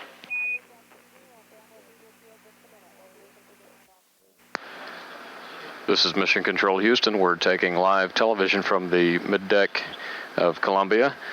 And in the frame we can see that as pilot Jim Weatherby works out on the treadmill, mission specialist David Lowe raids the pantry in the best tradition of the astronaut class of 1984. This is Mission Control Houston as pilot Jim Weatherby sprints across the Pacific Ocean. Upstairs on the flight deck, his crewmates are preparing the IMAX camera to look earthward and record some IMAX footage as they cross high across the Galapagos Islands. That one of the very high priority Earth targets of the IMAX folks. Another target of opportunity that shows good weather so far today is Rio de Janeiro, coming up at about 5 hours and 2 minutes mission elapsed time, or roughly 15 minutes from now as they cross the eastern coast of the South American continent.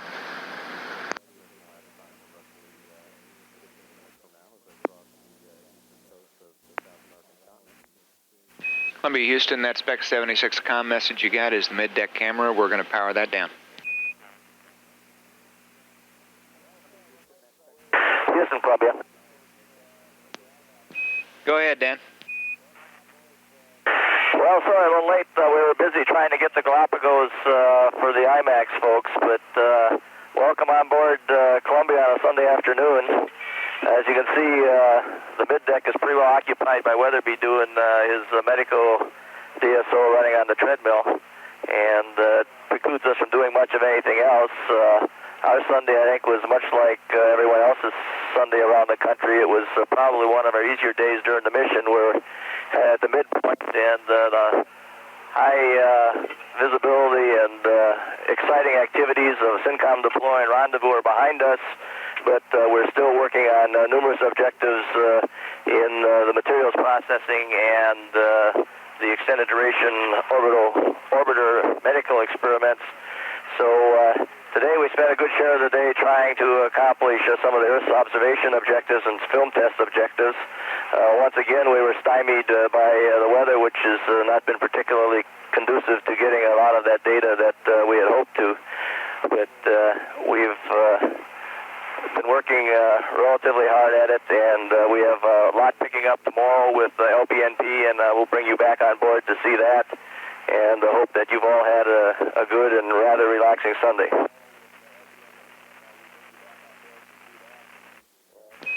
Roger that, Dan. Thanks for the words. We've had a good day down here, and we've enjoyed watching you guys work.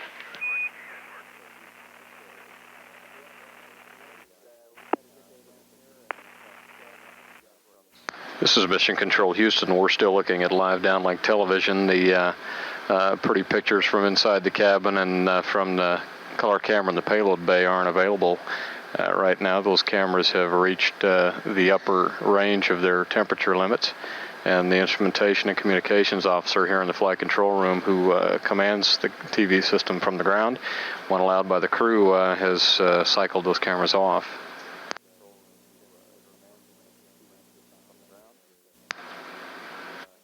During the last air-to-ground exchange, we heard from Commander Dan Brandenstein that they had set up and shot some IMAX film footage as they crossed high over the Galapagos Islands.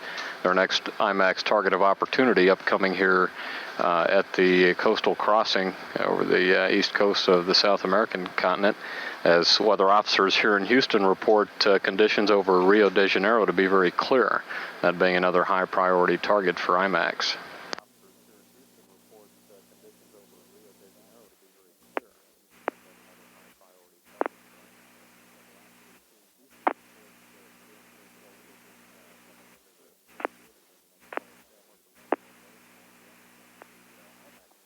This is Mission Control Houston coming into the field of view of this color camera from the payload bay of Columbia. The IMAX target, Rio de Janeiro, as we cross the eastern coast of the South American continent into the South Atlantic Ocean.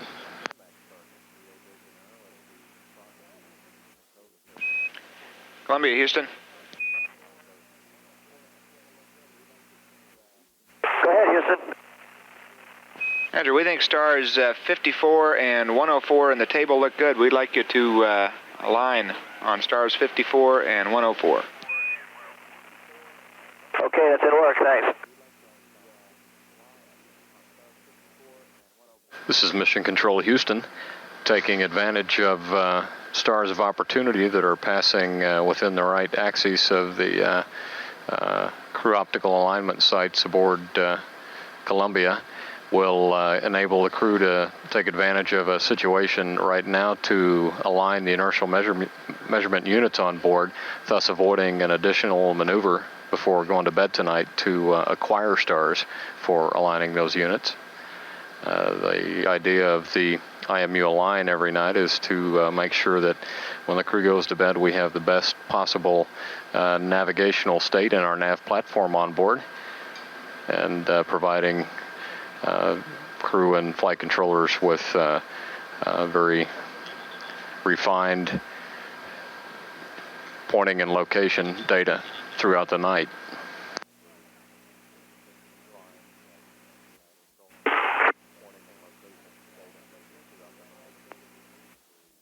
This is Mission Control Houston, Guidance Navigation Control Officer here in the Flight Control. Houston, the alignment looked good. We have all the data we need.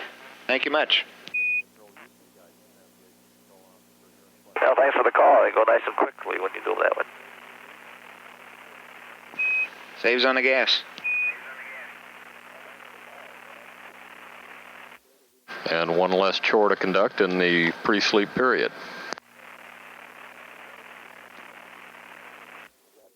And Houston, I think we scored on those two last IMAX passes. Finally, we got a little weather that we can see by and stuff. So we got both Rio and the Galapagos.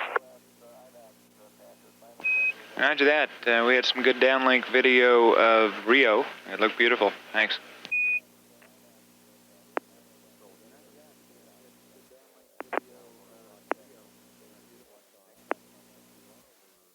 This is Mission Control Houston. And while we're broadcasting NASA Select on Satcom F2R, we're planning to bring some additional replays of downlink television received earlier in the day for those satellite viewers who missed it. Our next playback consists of some mid-deck activities depicting mission specialist Bonnie Dunbar at work with the fluid experiments apparatus, and that playback following shortly.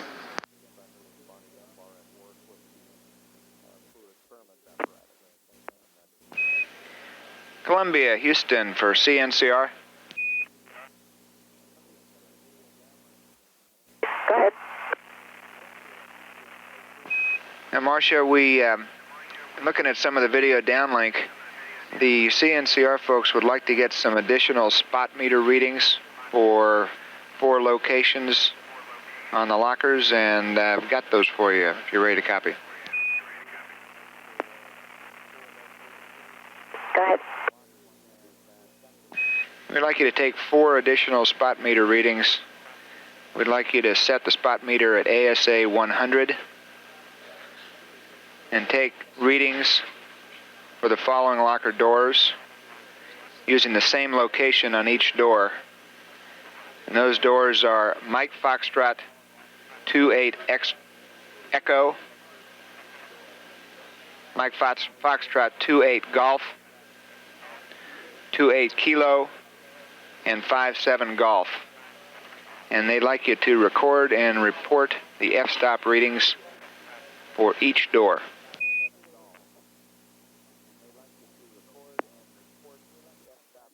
Do they want these now, or can they take them tomorrow when we do the remark? And we'd like them sometime today if you can find time to get to that, Marcia. Okay.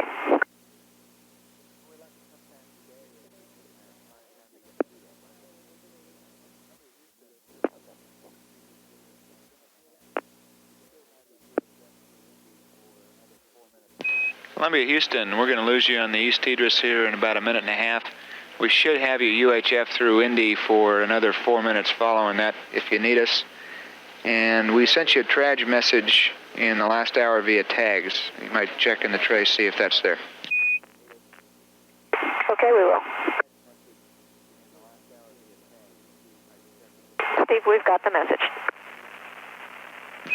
Okay, great. Thanks, Marcia.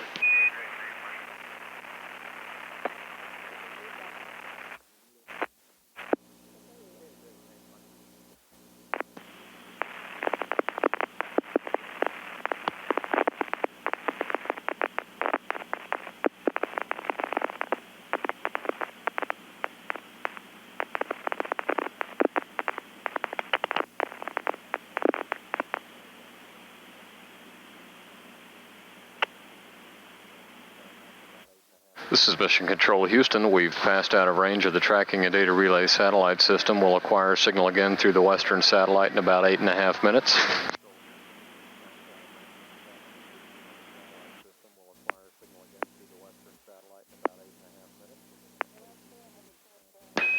Columbia, Houston on Teeters West. 11 clear, I have the CNCR information for you. Okay, Marcia, go ahead. We're ready to copy. ASA 100 at 1/60th. MF 28 Echo was 2.0. 28 Gulf, 1.48. 28 Kilo, 1.42. 56 Gulf, 1.46.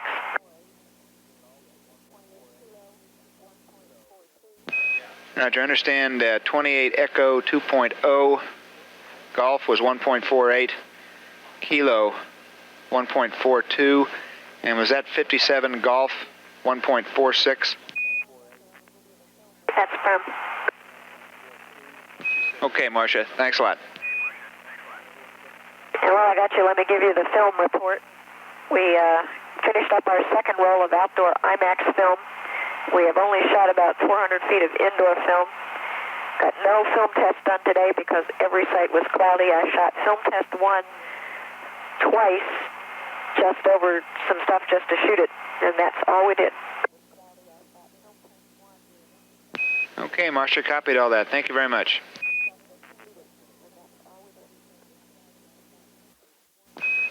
Columbia, Houston, with a couple of flight notes regarding your pre-sleep activities.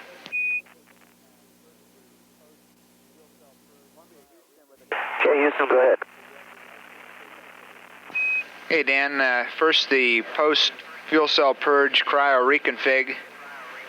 We'd like O2 and H2 tank 1, heaters A and B, 4 switches off.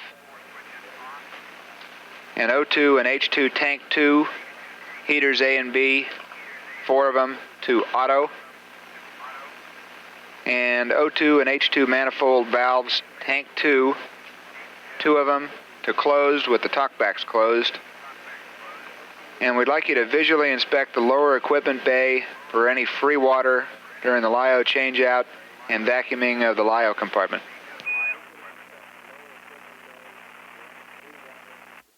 Okay, O2, H2, tank 1, heaters, 4 of them off, talkbacks. Never mind the talkbacks. O2, H2, tank 2, heaters, auto, 4 of them. O2, H2,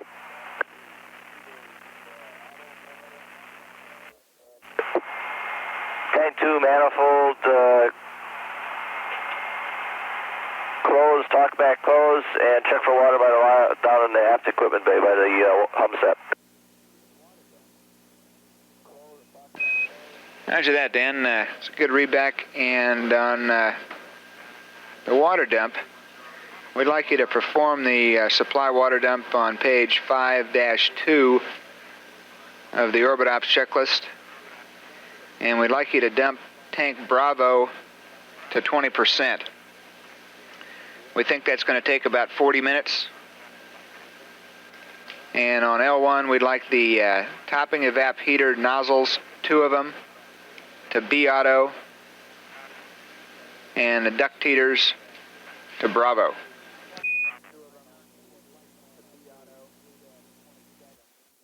And Columbia, to chat just a little bit more about the water dump, on the flight plan on page 3-27, we'd like to change that maneuver time to 6 hours and 52 minutes to coincide with sunset.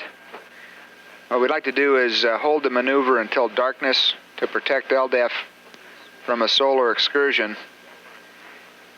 And we'd like to go ahead and get started on that dump as soon as we can after we get to attitude, so that we can dump for the expected 40 minutes and start the maneuver back to a minus ZLV attitude prior to sunrise at 7 hours and 55 minutes.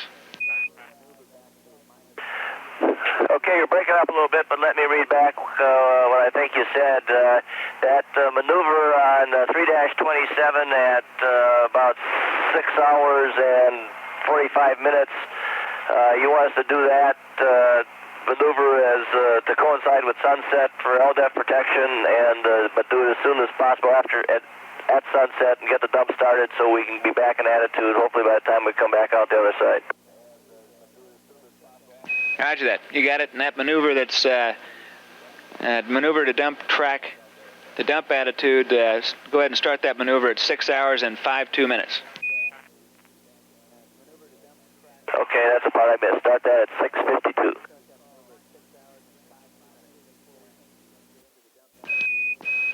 Columbia, Houston, Dan, we'll try to give you a call about 5 minutes before we think you're going to get into the dump attitude to go ahead and turn those nozzle heaters on.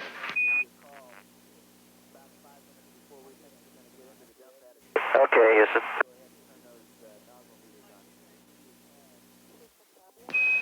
Columbia, Houston on FEA. Houston, Columbia, go ahead. Bonnie, wondered if when you get a minute, if you could give us a brief status report. Yes, sir. We're past the first limit switch. I'm just about ready to shut down. We had a good sample just for the folks down there. We started out with the nominal heater power increased to 47 in order to keep the zone in front of the heater, which was at 48. I increased to 50, just kept the zone about a quarter inch in front of the heater, had a longer trailing zone. Went back down to 48. The zone started to shrink within the heater, went back up to 50, and finally stabilized at 49 for the remainder of the sample, and it was pretty stable. Okay, Bonnie, thanks a lot. Appreciate the words.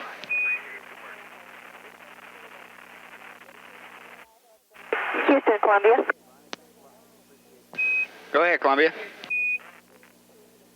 Yeah, just to add what I had reported with sample 1, the indium does not seem to melt at its surface. It keeps its surface deformation so that the scribe lines that we put in longitudinally and circumferentially will stay there even though the bulk is molten. And you can best tell this during the treadmill when the whole molten mass starts to move. And that was actually the best method of determining zone length. Okay, Bonnie, thank you.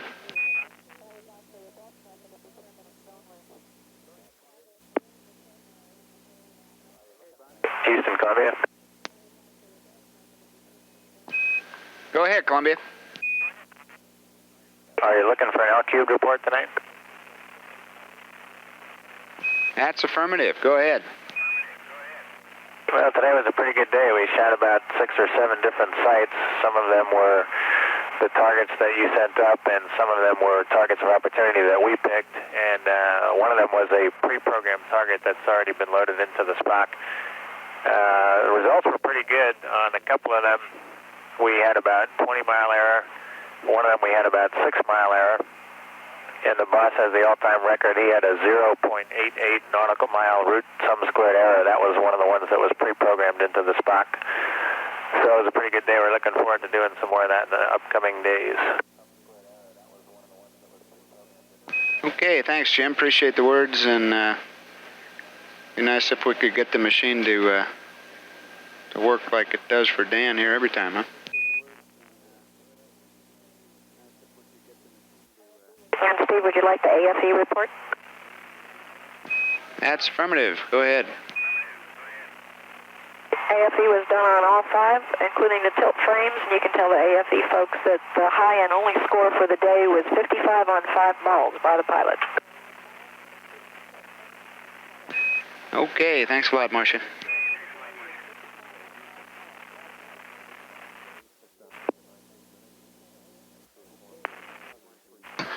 This is Mission Control Houston at mission elapsed time, 5 days, 6 hours and 19 minutes. Crew of Columbia well into their pre-sleep timeline. Only an hour and 40 minutes before time to put the crew to bed. They're stepping through the pre-sleep chores. One of those is the fuel cell auto purge, which our ECOM officer reports his telemetry is showing now. One of the activities that they'll complete before going to bed is a supply water dump. Supply water tank B currently showing 79.2% full, and they'll dump that down to about 10% before going to bed tonight. Before doing that, Commander Dan Brandenstein and Pilot Jim Weatherby will maneuver the vehicle to a attitude that will, one, protect LDEF from any further contamination from water that will be ejected from the dump port, in order to, and also in order to protect LDEF from any solar excursions, which simply means any further exposure to the sun. The combination of the attitude to the protect position in with the timing of the burn, which is right at sunset, at least sunset on orbit, will meet both of those criteria.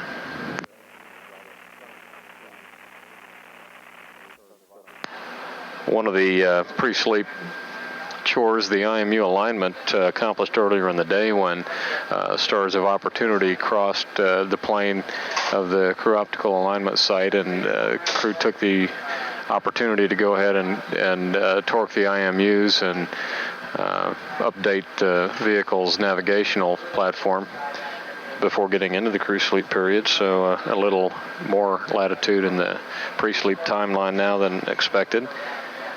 We've been getting reports from the mission specialists aboard regarding the secondary payloads, mid-deck experiments, the fluid experiment apparatus. Bonnie Dunbar reporting that she was just about to shut that off after a successful sample run. Good to have the FEA operating again after a day of downtime while flight controllers and crew work together to determine whether a cracked ampule was going to bring a halt to FEA operations for the remainder of the flight. That proved not to be the case. They got that ampule out this morning and processed sample 5 today without any other problems. We ought to be able to complete all of the planned FEA processing for the flight. Pilot Jim Weatherby reported that the latitude-longitude locator experiment was supported with 6 or 7 site locations today, and that the results were pretty good. Heard from Marcia Ivins that all 5 crew members had submitted to giving heart scans in support of the flight echocardiograph experiment. Other than those few reports, the air-to-ground airwaves have been pretty quiet as the crew continues to prepare the vehicle for sleep and clean up the cabin. Flight controllers here beginning to prepare notes for the planning team to come on here in about an hour and a half, and they'll watch the vehicle overnight, prepare the morning teleprinter messages to include any updates to tomorrow's timeline, which ought to be minimal. Columbia just crossing the equator a few minutes ago on the descending node of orbit 84, currently at an altitude of 178.7 nautical miles. At 5 days, 6 hours, and 23 minutes, this is Mission Control.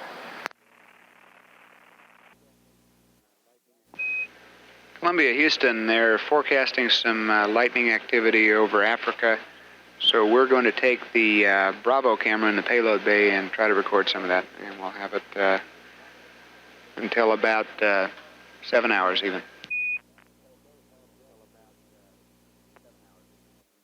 Okay, sounds great. This is Mission Control Houston. We're expecting to configure the television system in order to bring some live views down from the payload bay cameras of Columbia, as we'll look over the crew's shoulder while they record video on board of some wide-scale lightning in the upper atmosphere over the southern part of the African continent on this pass.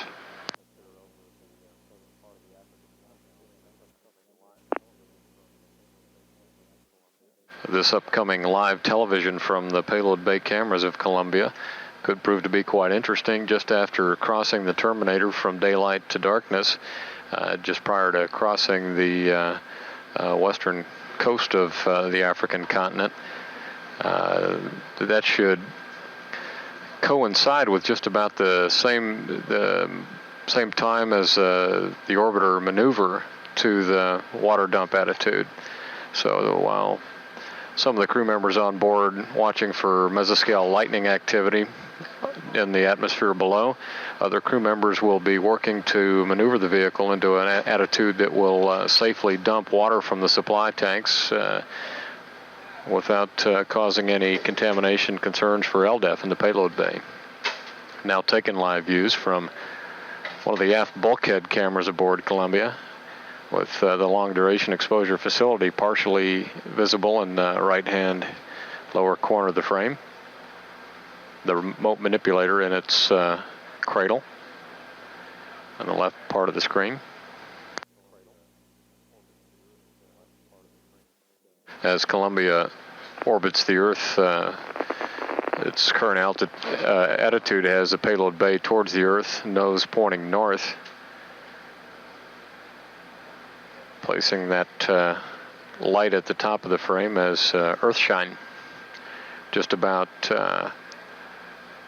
15 minutes from crossing the terminator into darkness, and soon thereafter we hope to see both some mesoscale lightning activity below as well as the effects of orbital maneuver to the water dump attitude.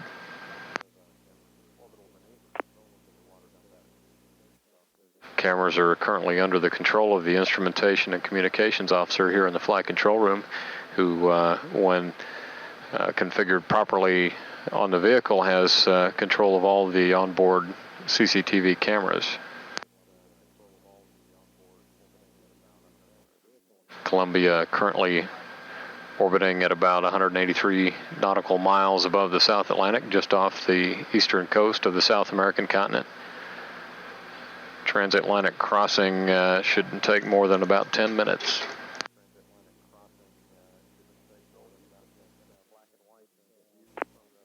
This is Mission Control Houston. This black and white view from the payload bay camera of Columbia showing us what the crew has seen quite a lot of on this flight, and that's cloud cover below. In fact, so much that Commander... Columbia, I'm ready to do the KU band cable positioning if it fits into your timeline. Dan, stand by. When we'd like to wait for this MLE pass, we'll give you a call back in within about 20 minutes. Okay, sure, I can wait. Houston, Columbia for the film, folks. Go ahead. Well, my plan today was to shoot film test 2 and 4, and so that's the way I've got the magazines configured. If they can bias their recommendation towards those two first thing of the day tomorrow, then I can shoot that film and reload with something else.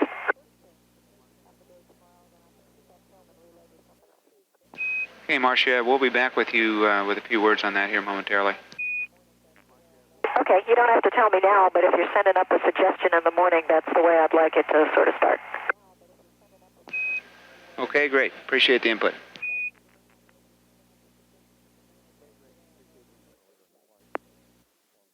This is Mission Control Houston. Earlier in the flight, Columbia Commander Dan Brandenstein had remarked that he did not recall as much of the Earth being under cloud cover when he last flew, which was in June of 1985 aboard Discovery on mission 51G.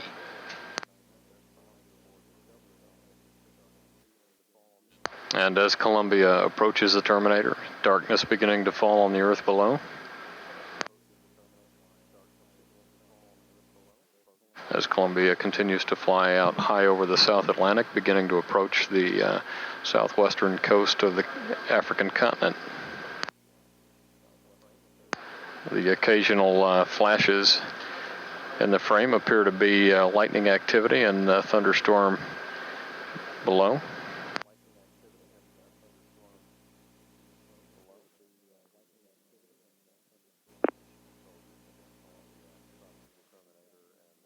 This is Mission Control Houston as Columbia crosses the terminator and at the same time the southwestern coast of the African continent. Guidance Nav and Control Officer here in the flight control room confirms telemetry shows the vehicle in the water dump maneuver at this time. Again, crew of Columbia maneuvering the orbiter to such an attitude that they can dump supply water out of Tank B in such a direction as to avoid contamination of the long-duration exposure facility in the payload bay. This is Mission Control. We're continuing to take live downlink television as Columbia has passed onto the dark side of the Earth. A spectacular display of mesoscale lightning in the upper atmosphere, passing through the frame. The limb of the Earth, dimly lit, the upper atmosphere of the Earth with star patterns behind.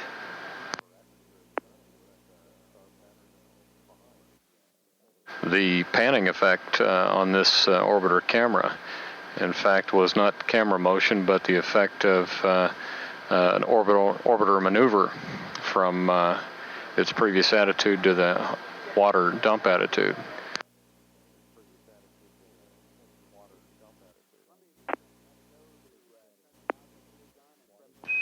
Columbia Houston, you have a go to turn the nozzle heaters on in preparation for the dump. And we're planning on handing down to IOS on the S-band here in about a minute, and we should be with you through IOS until about 7:19. Okay, and I turned them on when you called. Thanks.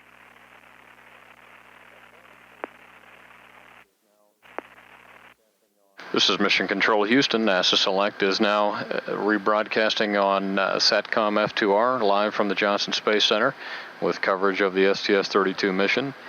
After orbiting most of the day with its payload bay towards the Earth and its nose pointed north, Columbia has been maneuvered into a belly into the velocity vector attitude with its left wing pointed towards the Earth, nose still somewhat north, in order to provide safe attitude for dumping supply water.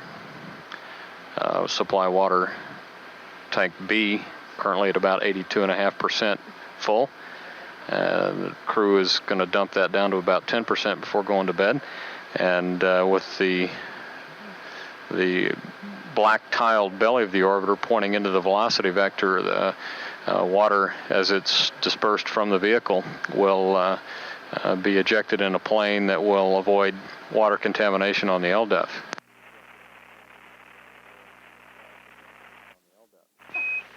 Columbia Houston, comm check through IOS.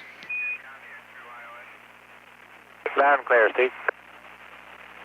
And we've got you the same, Jim. This is Mission Control Houston. This satellite's eye view afforded by some ground-based modeling driven by real-time telemetry as flight controllers here in Houston receive S-band telemetry through the tracking and data relay satellite. It's fed into this computer image modeling system, and this affording a view perspective on the attitude of Columbia as she crosses the African coast over the Indian Ocean and has begun dumping supply water out of Tank B out of the port or left side of the vehicle, ejecting the water in a plane that protects the long-duration exposure facility modeled in the payload bay here in this graphic. We're just a couple of minutes away from losing signal through the tracking and data relay satellite east, followed by a short loss of signal before acquiring again through the western satellite. Just about an hour, 55 minutes actually, from putting the crew to bed.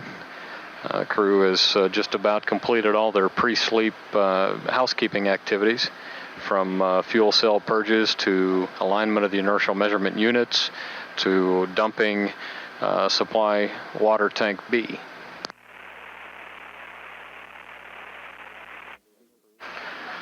Some 5 or 6 hours ago, Columbia and crew exceeded the flight duration record in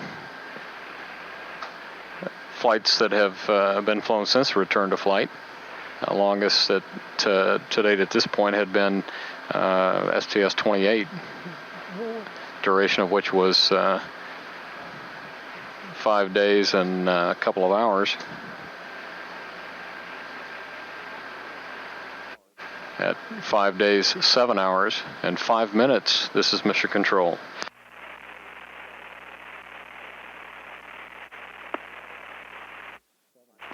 Columbia, Houston, about a minute and a half to LOS on Indy. We'll see you on the west satellite at 7:16. Okay, see you there.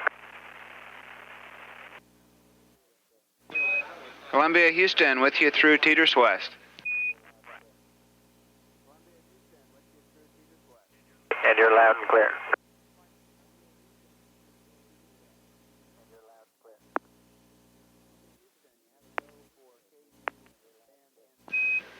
Columbia, Houston, you have a go for KU band antenna cable repositioning, and we have a switch throw for you on L1.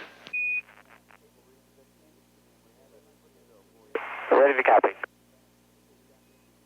Okay, we'd like to take the topping evap heater duct back to Alpha.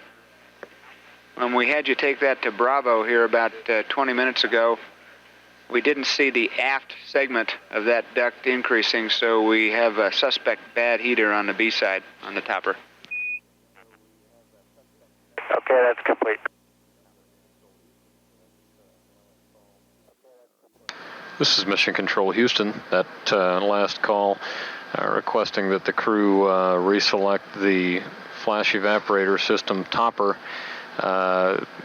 evaporator duct heater from B to A. The ECOM officer here in the flight control room noticing that that heater was slow to warm the duct on the evaporator, and suggested that we go ahead and cycle over to the B heater before, or the A heater before going to bed.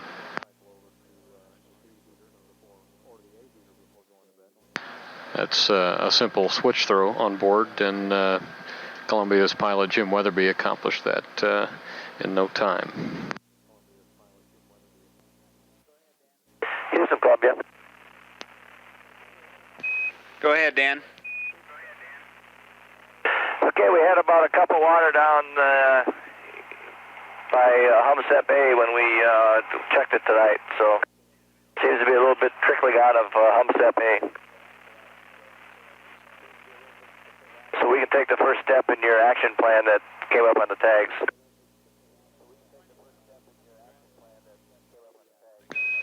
Hey, Dan, understand about a cup of water out of Humsep A. We'll be right back with you. Okay, and we went down and looked at it and, wiped it up quick, and you could see that there was a trickle coming out of Humsep A.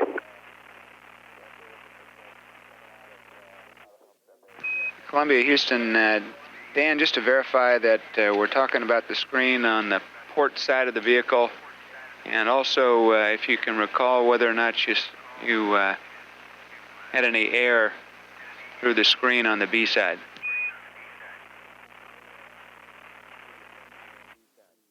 I didn't copy the last half of that transmission, and You came in a little broke.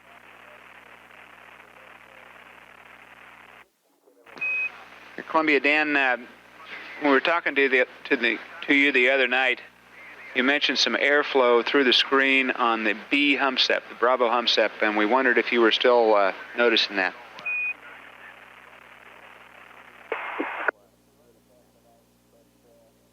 Yeah, I think so. I guess I didn't specifically look at that tonight, but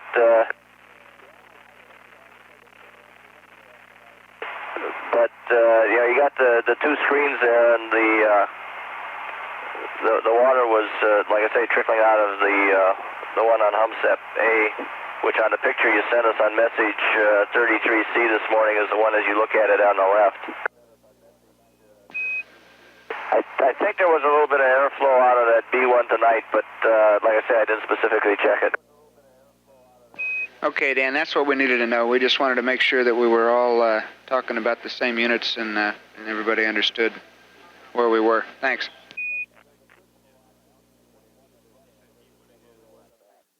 And there's a good flow out of the one that's running. I mean, there's a steady flow out of that.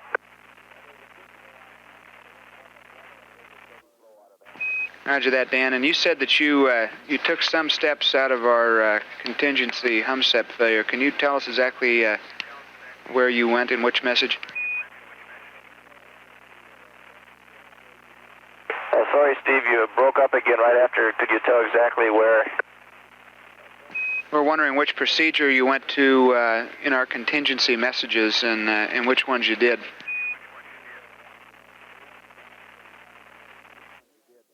Well, we haven't done any yet. We went to message 59A, which says if Humsep B continues to leak water, and I guess it didn't look like there was any water coming out of that one tonight. And then there's this statement that goes down if Humsep A fails, and I'm not sure if you consider this a failure or not, but it said to go to message 31, where we depressed the waste tank, and I guess we were thinking of maybe taking that step until the morning, or we didn't bolt anything back down in there. We can just leave it run tonight and see what it looks like in the morning and make a decision then.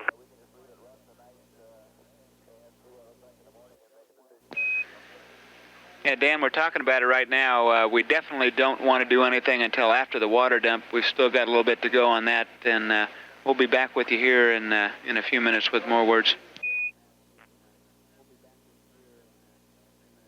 Okay, thanks. This is Mission Control Houston. Just about 8 or 9 minutes ago, Columbia Crew Commander Dan Brandenstein reported that in the course of changing out the lithium hydroxide canisters in the pre-sleep period this evening. Go ahead. Roger, we see you just about getting ready to finish up the water dump in plenty of time to get back to attitude. After that dump is complete, we'd like you to go ahead and depress the water tanks using steps 1 through 3 of message 31 Delta. And that's just a precautionary measure. It can't hurt anything to depress those. We still see Humsep A working fine. Quantity in the water tanks is coming up, and we think we're still in good shape. Yeah, that's, like I say, kind of confusing about it, because, we went all day yesterday and all last night without a drop, and, then tonight there's a little bit down there, and it seems kind of sporadic. Okay, we'll do that, and we have 31 Delta, we'll do steps 1 through 3. Okay, Dan, sounds good. And we have one final additional IMAX opportunity that comes just before you wake up tomorrow that we'd like to give you just in case somebody's up when you get a minute.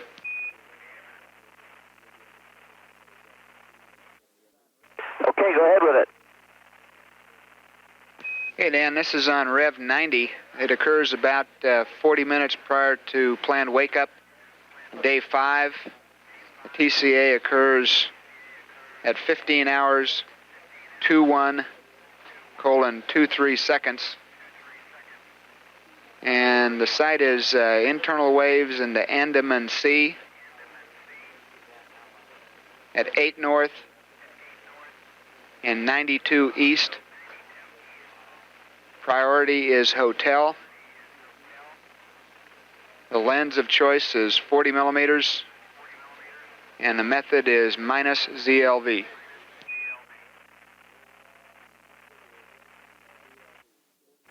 Okay, we'll see if somebody's awake and see if we see anything there, maybe. Okay, sounds good.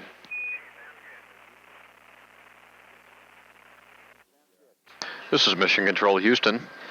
Columbia now maneuvering back to the CLV attitude, payload bay to Earth. The supply water dump has been completed. And once back to attitude, crew will begin to put some humidity separator troubleshooting procedures in work. Just a few minutes ago, Commander Brandenstein had reported that they found about a cup of water that was loose under the mid-deck floor when they went to change out the lithium hydroxide canisters underneath. And in fact, noted a trickle of water coming out of humidity separator A. HumSep B was a unit that had failed early in the flight, and HumSep A has been and actually continues to work very well in terms of controlling cabin humidity. But with the appearance of some water seepage from that unit below the mid-deck floor, the crew is asked to go ahead and depressurize the water tanks in order to arrest the water flow and avoid a continued accumulation of water under the mid-deck floor during the night. We've got the payload bay cameras, and we'll be using them here for the next few minutes.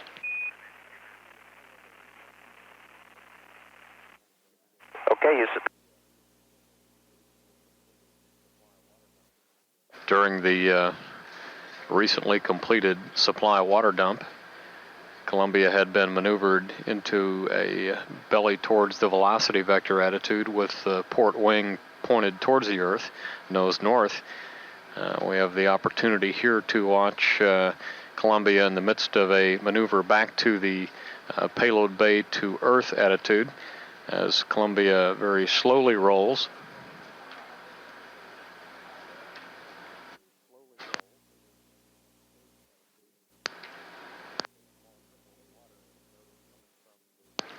Regarding the small trickle of water noted coming from the humidity separator A unit, that's not considered a serious problem at this point. Again, HumSep A continuing to work very well in terms of controlling cabin humidity within the desired range. Cabin humidity currently at a level of 33.6%. Which is very average compared to the levels of humidity in the cabin during this flight. So that humidity separator isn't particularly suspect at this point. However, in order to arrest any further discharge of water from that unit, that crew is going to go ahead and depressurize the water tanks before going to bed tonight.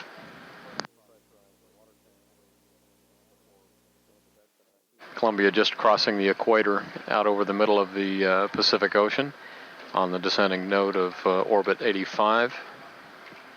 All quiet aboard the vehicle right now as Commander Brandenstein and pilot Jim Weatherby are busy rolling Columbia back into the payload bay to Earth attitude for sleep. Meanwhile, other crewmen working to properly configure the humidity separator water tanks. Getting very close to the beginning of the crew sleep period.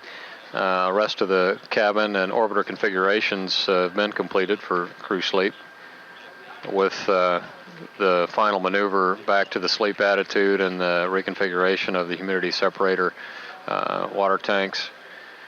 Crew will be ready to call it a day and pack it in for the night. This is Mission Control Houston. Columbia has returned to its payload bay to Earth nose north attitude, where it'll remain for the rest of the sleep period.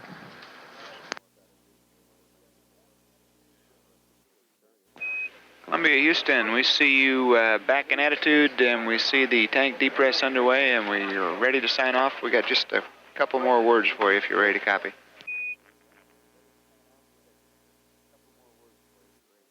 Okay, Houston, just a second. Okay, now I'm ready. Go ahead. Okay, on A14, we'd like to take the left and right ohms pod heaters B off and A auto.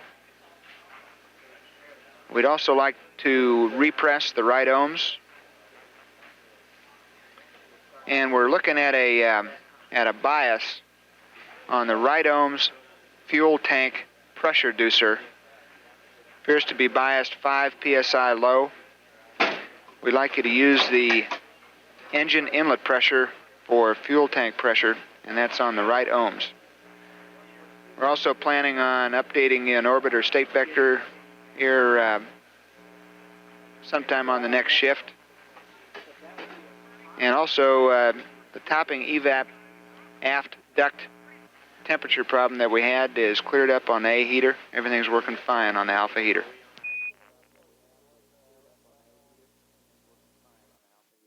Okay, at A14, you want the left-right ohms. That was left-right ohms pod heaters B off and A auto. That's correct. Ohms pod heaters left and right, B off, and A auto.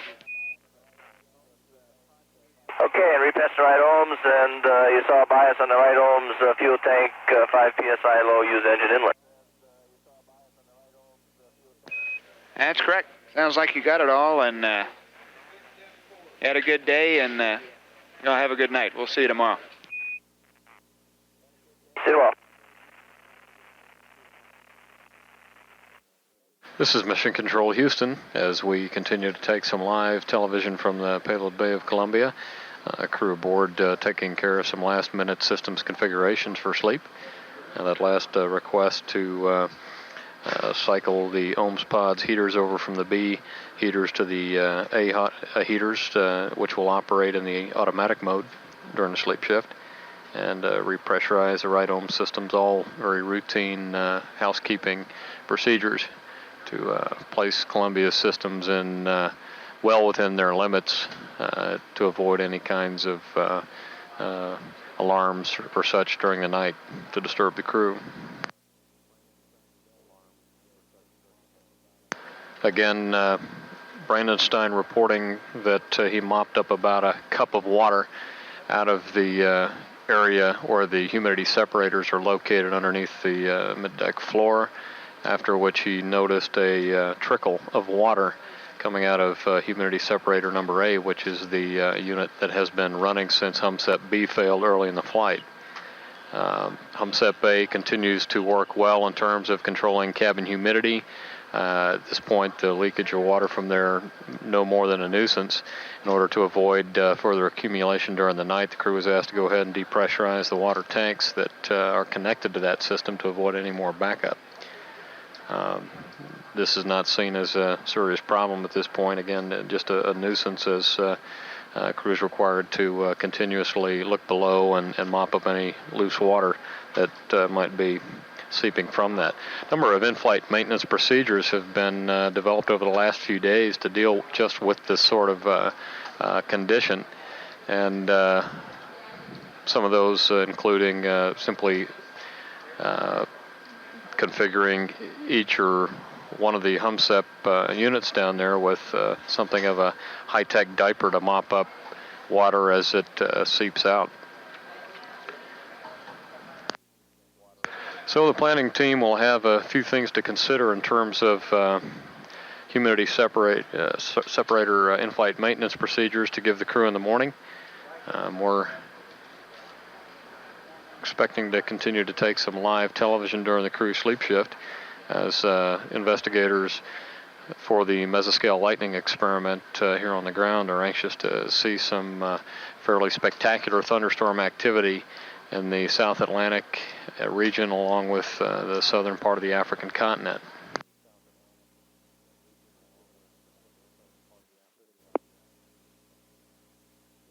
crew given a good night, officially 4 minutes into the sleep period at this time. The planning team beginning to arrive here in the flight control room for the handover from the Orbit 2 team. At 5 days, 8 hours, and 5 minutes, this is Mission Control.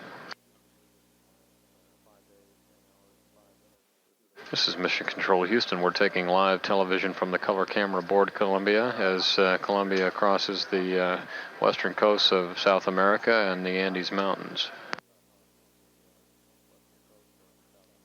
We've had a temporary dropout of signal as we hand over from the western satellite to the east.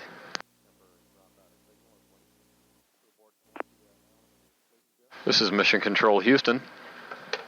Crew aboard Columbia now into their sleep shift, given a good night just a few minutes ago.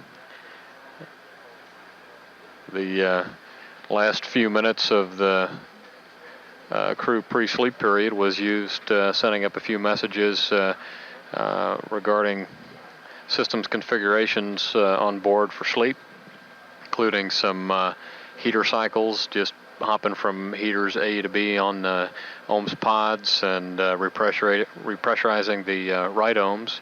And basically just a little orbiter housekeeping to put the vehicle in a configuration that will be stable throughout the night and not produce any kinds of limit conditions or alarms that might disturb the crew during their sleep. A little before that, Commander Dan Brandenstein reported that during his change out of the lithium hydroxide canisters, they found some excess water in and around the humidity separator area and mopped up what he estimated to be about a cup of water. And after having done that, noticed a trickle of water coming from humidity separator unit A.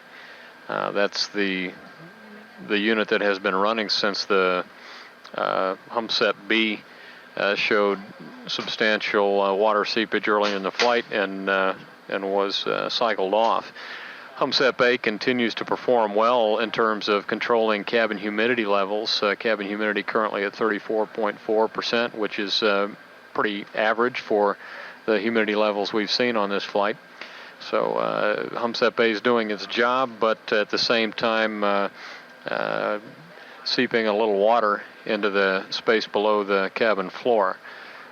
In order to avoid any additional seepage through the crew sleep period, the crew is asked to depressurize the waste water tank, which will take take pressure off the system that dumps water into the waste tanks from the humidity separator.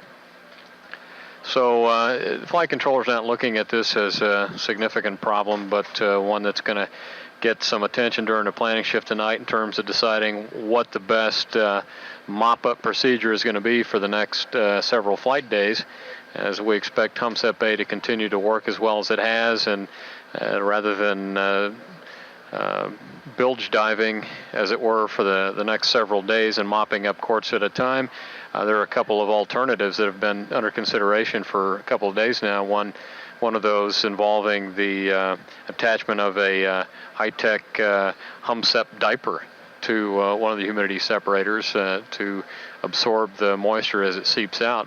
The other, a strategy by which they would route water flow from the humidity separators directly into the WCS, or the space toilet, and eject it from the crew cabin in that manner. In any case, something for the planning shift to do tonight, and they'll prepare these options for the crew in the morning. The crew will get up, take a look under the floor, see what the situation is, and based on the amount of water accumulated or not accumulated, we'll select one of those options.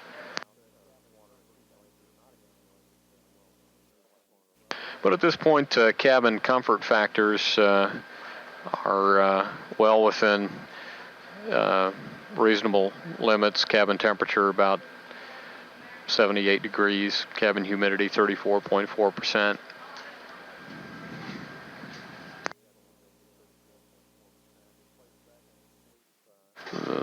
the vehicle has been placed back in its sleep attitude, payload bay to Earth, nose north. Columbia now on the descending node of orbit 85, beginning to reapproach the equator and the beginning of orbit 86 over the African continent, currently orbiting at an altitude of 182.5 nautical miles, making its journey around the Earth once every hour, 31 minutes and 15 seconds. Our next television event is scheduled to be a satellite replay of some downlink television seen on this prior orbit. At mission elapsed time 5 days, 8 hours, and 22 minutes, this is Mission Control. This is Mission Control Houston. We discontinued that playback in order to bring in some live television from the payload bay of Columbia. As Columbia has crossed the terminator into darkness and is approaching the African coast, mesoscale lightning experimenters here on the ground anxious to look back and have a look at some of that spectacular lightning activity that was seen on the previous orbit in this area.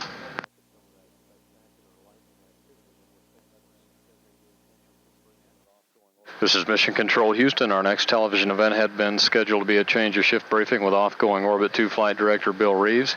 It was scheduled for 4 o'clock p.m. Central Standard Time. Due to lack of response, that briefing has been canceled.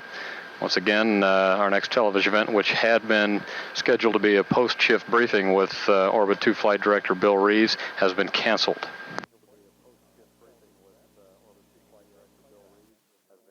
And in its place, our next television event will be a playback, a replay on the satellite of some Earth views received on this last orbit. That replay coming up momentarily. This is Mission Control Houston at 5 days, 9 hours even. Mission elapsed time into the flight of Columbia on STS-32. Crew now into their sleep shift by about an hour, and they will wake up about 7 hours from now. Planning team now on station here in the control center, preparing to settle down for an evening's work of preparing messages and changes to the flight plan for the crew when they wake up later tonight or tomorrow morning. Columbia and its crew of 5 had a productive day today. They were able to get 4 IMAX opportunities and 6 of 7 latitude-longitude locator targets today. And with that, our next television event, a change of shift briefing with off-going Orbit 2 Flight Director Bill Reeves, was previously scheduled for 4 p.m. That briefing was canceled. Again, the change of shift briefing that had been scheduled for 4 p.m. with off-going Orbit 2 Flight Director Bill Reeves has been canceled. This is Mission Control Houston. Our next television event will be a briefing on the Astro 1 mission from the Goddard Space Flight Center. That briefing is scheduled for Central Standard Time, 4:30 p.m. at a mission elapsed time of 5 days, 9 hours, 55 minutes. Again, the briefing will be on the Astro 1 mission, which is scheduled for launch from Kennedy Space Center aboard Columbia. Columbia's turnaround flight, and that flight's scheduled for April 26th of 1990. And that briefing is scheduled to last about 3 hours and 10 minutes. Columbia currently passing out over the South Atlantic Ocean on the descending node of orbit 86, headed toward the western coast of South America. We're now about 6 hours and 27 minutes away from waking the crew of Columbia to begin their Flight Day 7 activities. And we're now at a mission elapsed time of 5 days, 9 hours, 33 minutes. This is Mission Control.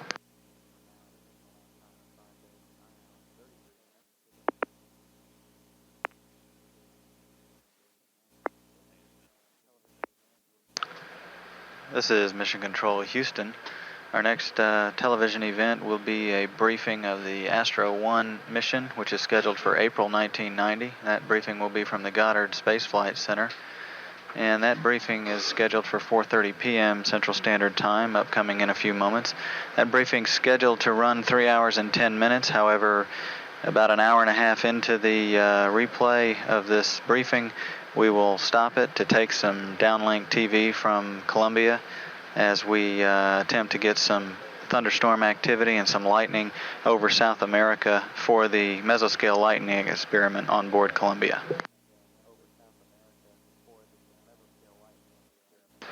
Once we complete taking the downlink from Columbia, we will then go back to finish the Astro 1 briefing, which will conclude about an hour and a half later, at which time we will again take another 30 minutes or so downlink from Columbia as it makes another pass over South America on orbit 89.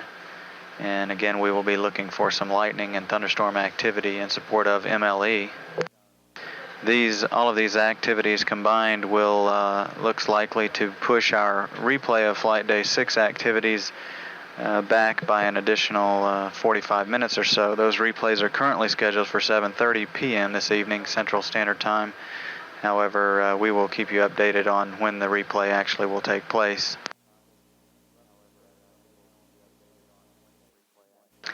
The rough guess right now on the replay of the activities for Flight Day 6 aboard Columbia, it looks like about 8:30 p.m. Central Standard Time, taking into account the 3-hour playback from Goddard of the Astro 1 briefing and the 2 30-minute segments from Columbia for the downlink in support of MLE.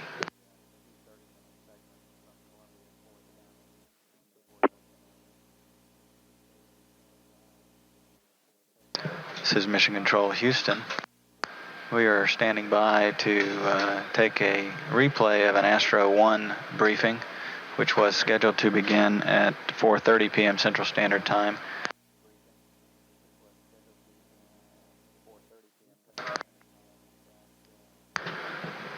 And continuing with that, the Astro 1 briefing, which had been scheduled for 4:30 p.m., has been backed up a little. It will now begin at 5:40. In the meantime, we will turn the satellite around for the Landsat folks to use for an hour.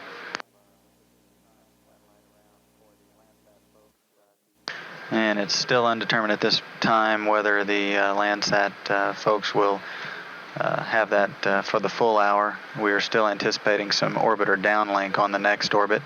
We're now beginning orbit 87, and we anticipate getting some lightning over South America, hopefully some payload bay views from Columbia on the pass over South America on the end of orbit 87.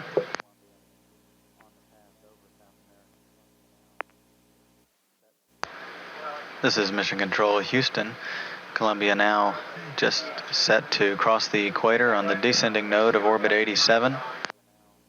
And we'll shortly, in the next half hour or so, hope to be able to get some downlink television from the orbiter's payload bay as the vehicle crosses over the continent of South America.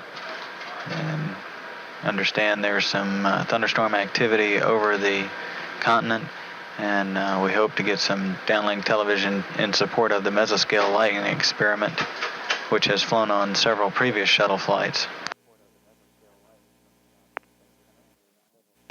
This is Mission Control Houston, NASA Select now originating from the Johnson Space Center.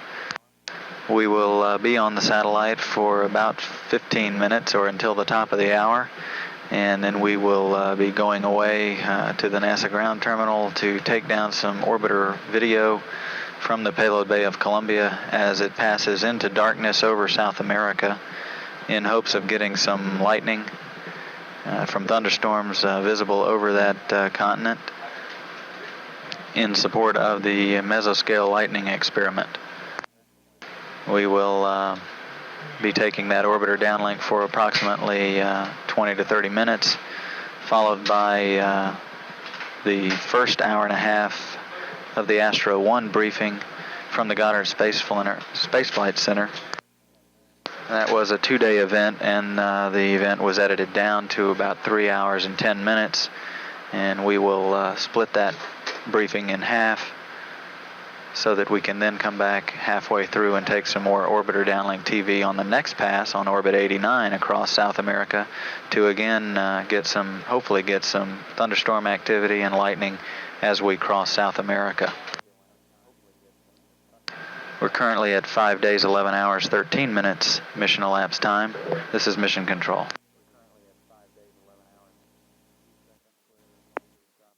This is Mission Control Houston. In a few seconds, we're going to drop the satellite to take some payload bay views from Columbia as we pass into darkness over South America.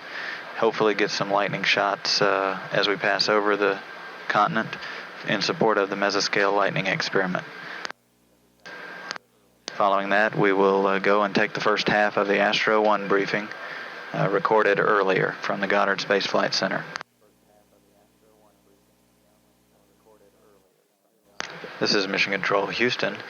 We're now taking some downlink television from Columbia's payload bay as Columbia passes over South America. And we are seeing numerous amounts of lightning strikes across the continent as Columbia passes overhead. Columbia's current altitude is 181 nautical miles. In the bottom part of the screen, we're seeing the daylight as it passes into dark, and numerous amounts of city lights where the cloud cover doesn't exist, and lightning strikes in numerous areas across the entire screen.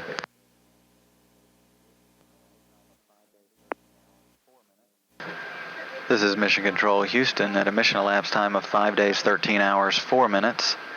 We're now taking some downlink television from Columbia as the vehicle passes over South America on the descending node of orbit 88. We're seeing numerous lightning strikes across the continent, and also some lights which could be city lights or brush fires.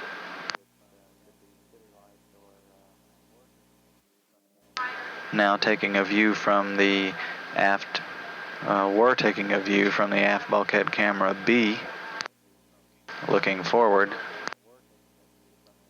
We're now looking from the forward bay camera A down toward the ground.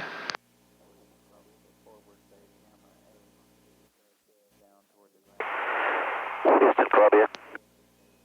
Go ahead, Columbia.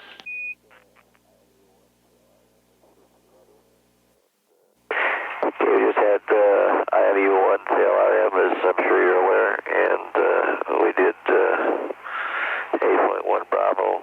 It looks like we ended up in Block 3 with attitude failure drive over resolver.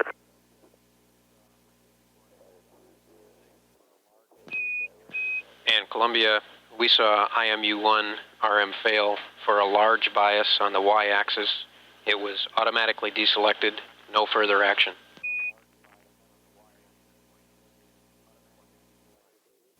And Columbia, the reason you haven't seen that is because it's a transient Y-axis bias.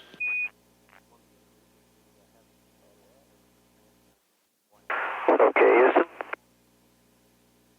Thanks a lot. Back to bed. See you in the morning.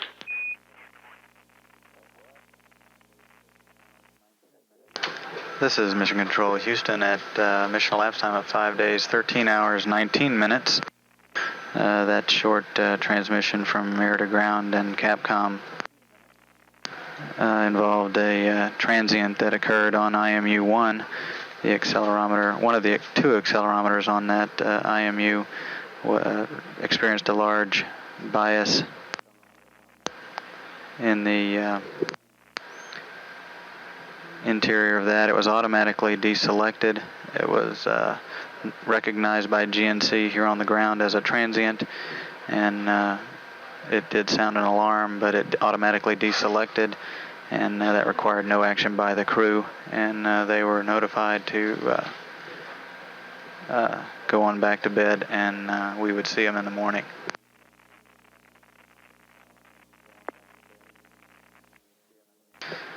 And with that, at the top of the hour at 8 p.m. this evening, we will turn the satellite back to Goddard Space Flight Center in Greenbelt, Maryland, where we will continue the replay, the second half replay of the Astro 1 briefings that occurred on January 8th and 9th. It was edited down to a 3-hour, 10-minute piece, and we've seen about an hour and a half of that so far. And we will see the additional hour and a half beginning at the top of the hour. Again, an accelerometer large bias or high bias on the IMU-1 sounded an alarm aboard Columbia moments ago. That was recognized by GNC here on the ground as a transient, and it would automatically deselected without any input by the crew. However, it did wake up Commander Dan Brandestein, who called the ground, noticing that that accelerometer high bias had occurred, and it was quickly put to bed, and so was the commander.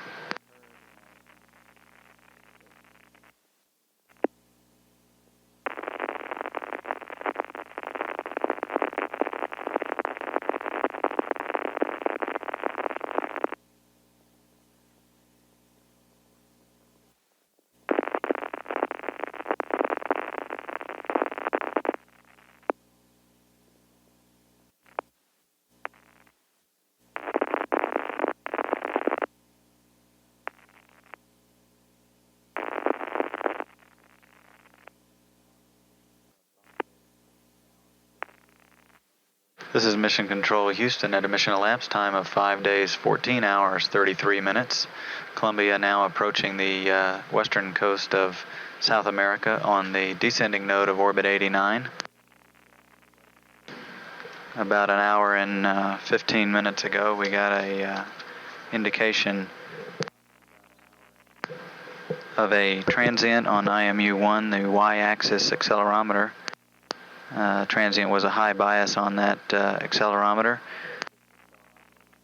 Essentially what that means is that a spike of bad data ran through that y-axis, and that basically caused the orbiter computers to stop listening to that IMU, the IMU-1, for any navigation, and automatically deselected the IMU.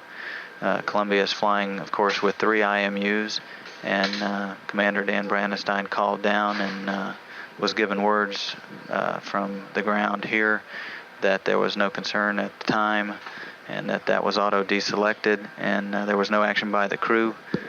He then turned his CRT off, and that was noticed here in the control center, and he went back to sleep. We're now about an hour and 24 minutes away from waking the crew. And we're standing by momentarily to take some downlink orbiter TV from Columbia's payload bay. Hope to get some additional lightning in support of the mesoscale lightning experiment. We're now at a mission elapsed time of 5 days, 14 hours, 35 minutes. This is Mission Control.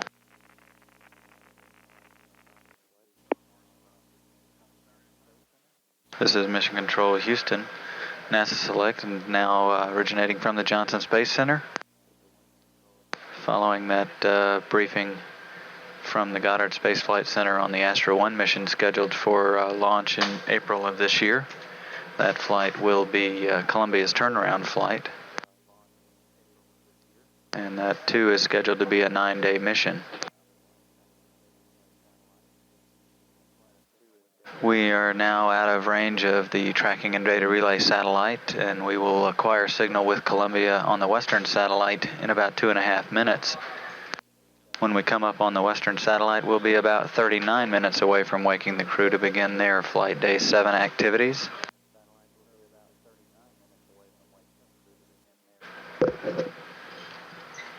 earlier this evening at about 7:50 p.m. Central Standard Time, or a mission elapsed time of 5 days, 13 hours, 16 minutes.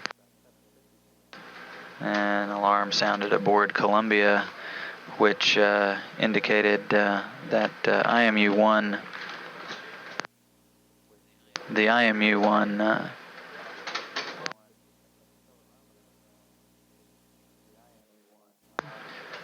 Y-axis accelerometer had a high bias indication on it, which essentially means that a spike of bad data was seen by the computers in that accelerometer, and that transient caused the computer to basically stop listening to that IMU. Of course, we fly 3 IMUs on the orbiters, and that IMU was automatically deselected, and there was no action by the crew. However, it did wake up Commander Dan Brandenstein, who called down to the ground, and he was notified that the transient was no action by the crew, that it was auto-deselected through the computers, and he turned off the CRT that he was looking at and went back to bed. And that the problem that occurred with that IMU, that transient, is still being looked at by the controllers here, and will be further evaluated on the Orbit 1 team. And with that, the Orbit 1 team members are beginning to filter into the control center to take handover from the planning team. It has been reported by the Flight Activities Officer that all the messages for the evening prepared during the night have been sent up to the crew and are awaiting them when we wake them up, now about 39 minutes. And with that, our next television event will be a replay of Flight Day 6 activities. That replay is scheduled to begin at 10 p.m. this evening, Central Standard Time. That translates to a mission elapsed time of 5 days, 15 hours, 25 minutes. That replay is about 13 minutes long. We're currently at 5 days, 15 hours, 21 minutes mission elapsed time. This is Mission Control.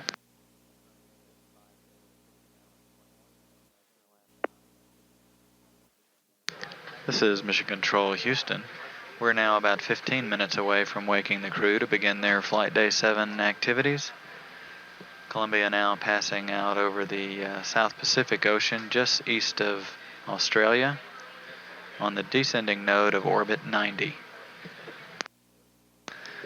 Since this mission is flying a 28.5 degree inclination orbit, there are only certain parts of the United States that's able to have some sighting opportunities of the vehicle as it flies over, and that is dictated by sunrise and sunset in those locations around the country. Tomorrow morning, Austin, Texas should get a relatively good sighting of Columbia as it passes over about 6:47 a.m. And those folks in Austin should be able to see Columbia for about 2 minutes at a maximum elevation of 38 degrees above the horizon, using straight overhead as 90 degrees. Honolulu, Hawaii will not have any sighting opportunities of Columbia until the 17th. Houston area will have a sighting opportunity tomorrow morning at the 6:47 a.m. for a 2-minute duration with a maximum elevation of 39 degrees above the horizon. Jacksonville, Florida will also have a sighting opportunity tomorrow morning, and that will be at 6:15 a.m. for a duration of 1 minute, and Columbia will be seen at a maximum elevation of 48 degrees above the horizon. Miami, Florida at the same time will have a sighting opportunity for 2 minutes at a maximum elevation of 57 degrees. Ditto for Orlando, but the maximum elevation will be much higher at 74 degrees.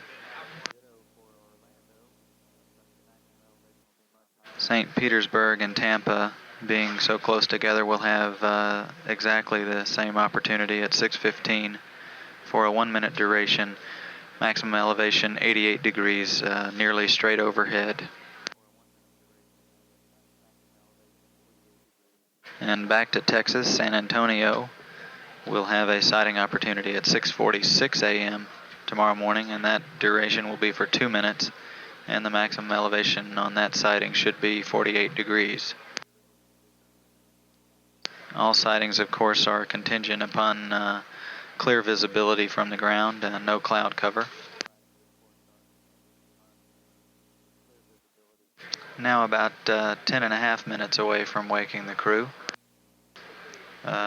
Repeating earlier commentary, earlier this evening, a transient bias, high bias on the y-axis accelerometer on IMU-1, that's the inertial measurement unit, one of the 3 aboard Columbia.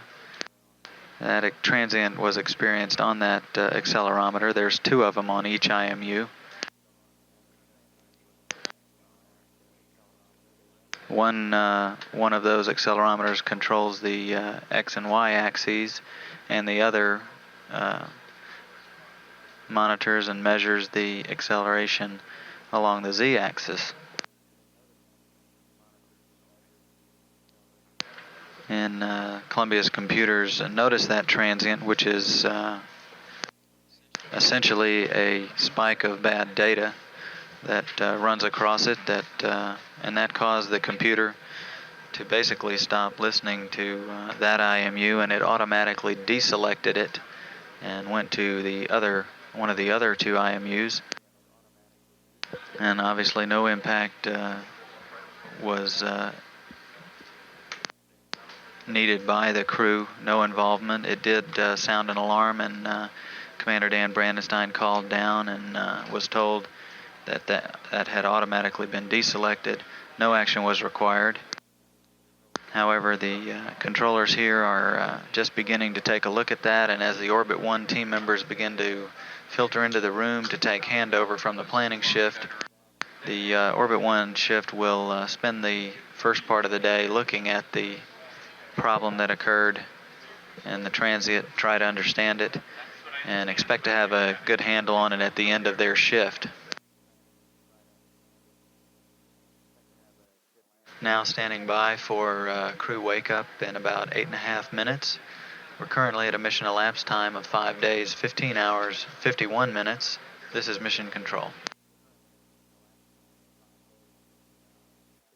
And our next television event is a change of shift briefing with outgoing planning team flight director Bob Castle. That briefing is presently scheduled for 11:30 p.m. Central Standard Time here at the Johnson Space Center in Building 2, Room 135. Any news media interested in taking part in that briefing should notify the newsroom at area code 713-483-5111.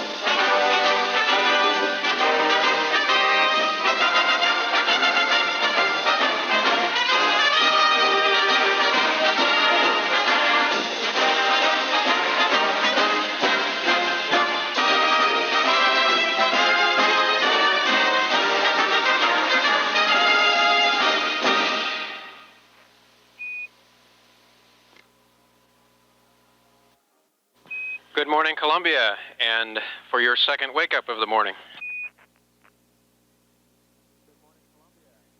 Good morning, Houston. This is Mission Control Houston. This morning's wake-up music was in honor of Mission Specialist Bonnie Dunbar. It's the University of Washington fight song. bow down to Washington. Dunbar got her Bachelor of Science and Master's of Science degree in ceramic engineering from the University of Washington in 1971 and 1975 respectively.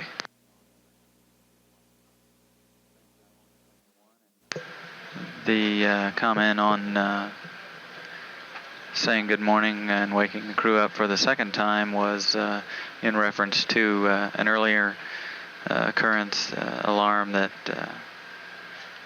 the y-axis accelerometer experienced a transient on IMU number 1. That's inertial measurement unit number 1.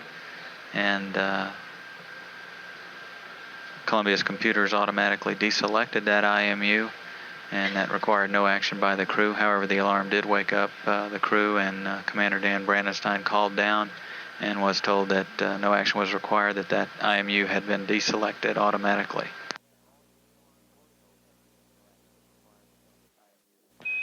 Columbia, Houston, you should have all your mail on board at this time, and it was transmitted through the tags. We're reading through a whole stack of it. Looks like everything came through in fine shape. Thanks. Outstanding. On second thought, our second copy of the flight plan, page 305, came through skewed. If you could resend that, we'd appreciate it. Copy that. We'll resend flight plan page 3 of 5. That's affirmative.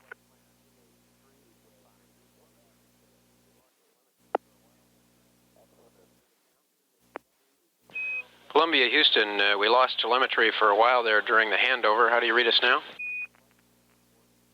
Loud and clear. And you should have had page 3 of the flight plan on board for several minutes, and we've got a few words for you on the IMU failure you experienced last night, when you're ready to copy.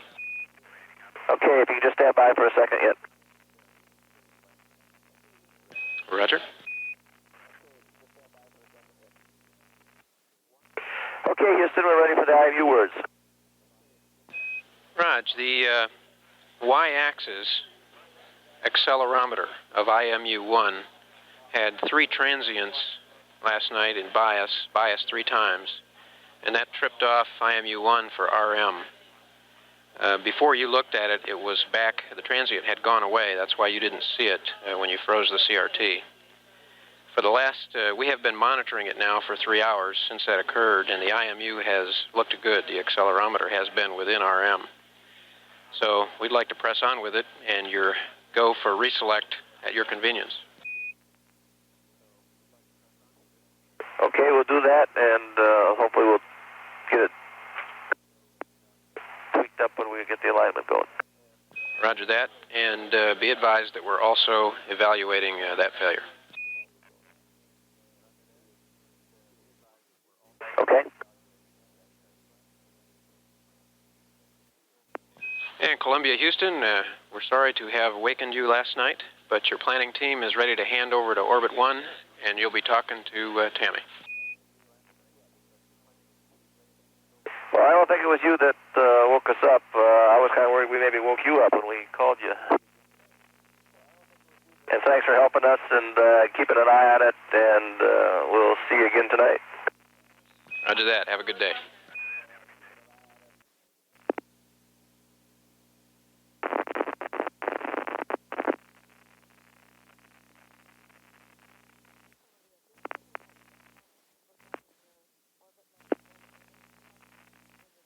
Columbia, Houston, we have some comments regarding your Orbit 91 IMAX targets. When you're ready to copy, message 69 Alpha of your morning mail.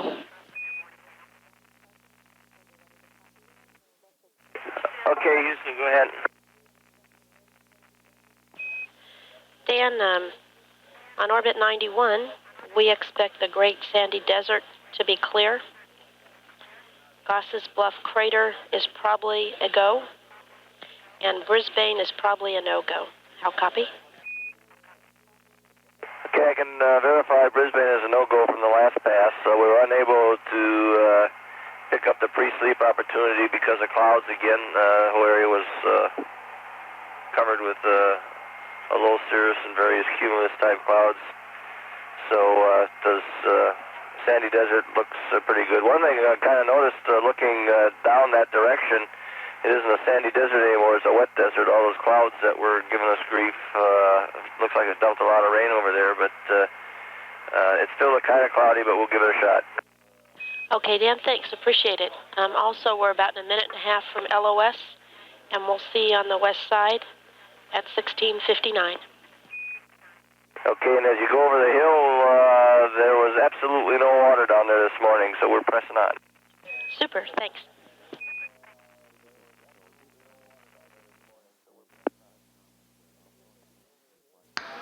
This is Mission Control Houston. Our next television event, a change of shift press conference with off-going planning team flight director Bob Castle, has been canceled.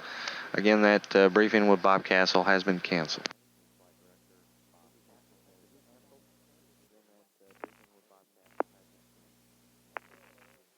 Columbia, Houston, we're back with you through Tidris West.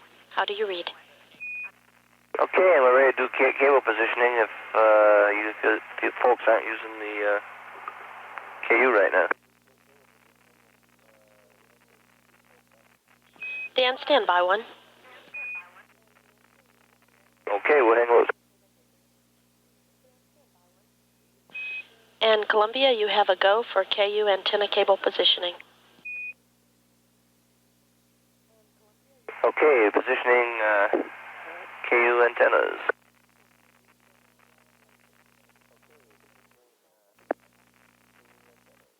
Columbia, Houston, your S66 cabin message is a result of the repress. No action. Roger.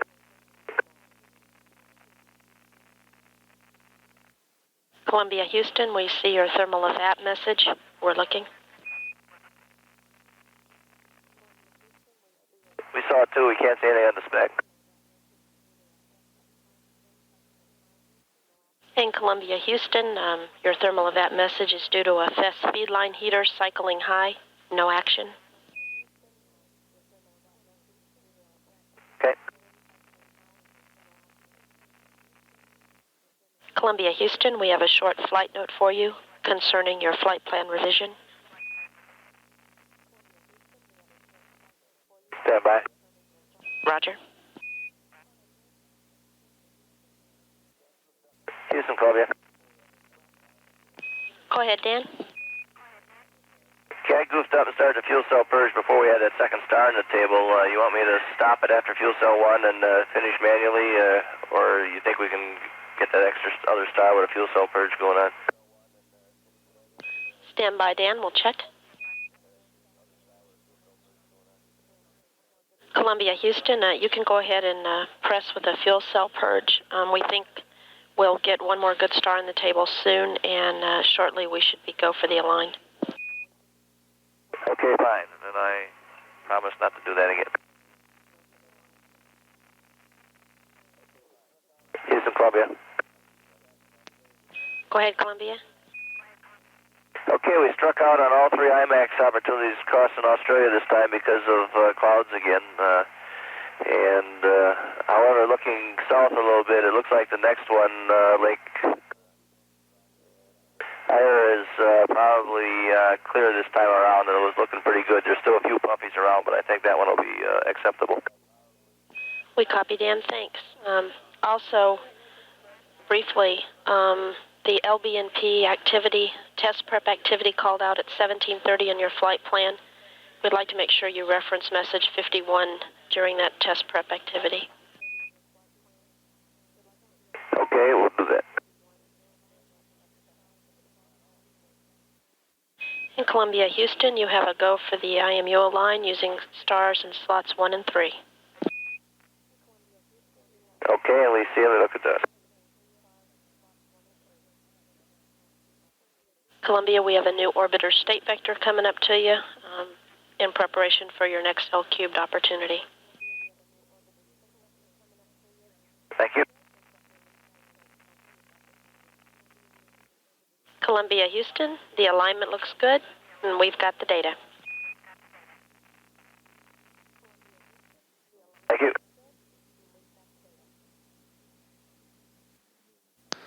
This is Mission Control Houston, 5 days, 17 hours, 21 minutes mission elapsed time. Columbia has passed out over Australia here on orbit 91. The IMU alignment has just been completed by the crew as they go about the morning's housekeeping activities. IMU 1, which had the transient failure last night and was deselected earlier this morning at 5 days, 16 hours, and 28 minutes, was reselected for use aboard the orbiter for its inertial attitude and navigation uses. And at 5 days, 17 hours, 18 minutes, the crew was given a go for the IMU alignment. They had taken good stars into their star tracker table so that they were able to successfully do some celestial navigation and take that all into their inertial measurement platform. And the alignment was in progress by 5 days, 17 hours, 20 minutes, and we just got the word that that all looked good. And so IMUs 1, 2, and 3 are all selected and chugging along in good shape right now.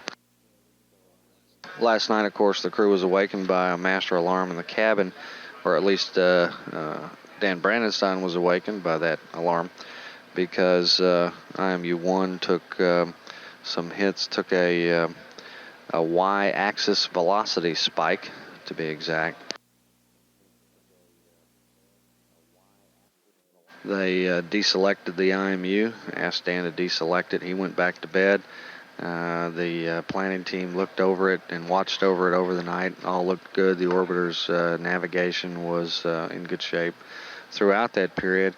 And now that the crew is back up, they've gone through, reselected, done another IMU alignment. All looks good. The orbiter also just got a state vector sent up that'll help in referencing the L3 experiments, L3 activities coming up later today. So that's all in good shape. The IMUs are important to navigation aboard the orbiter, and those are among the important systems that we watch very carefully whenever one of our shuttles is in space. And so there is a lot of attention paid, and that's why you've probably heard a lot about it over the night. We watch the IMUs carefully.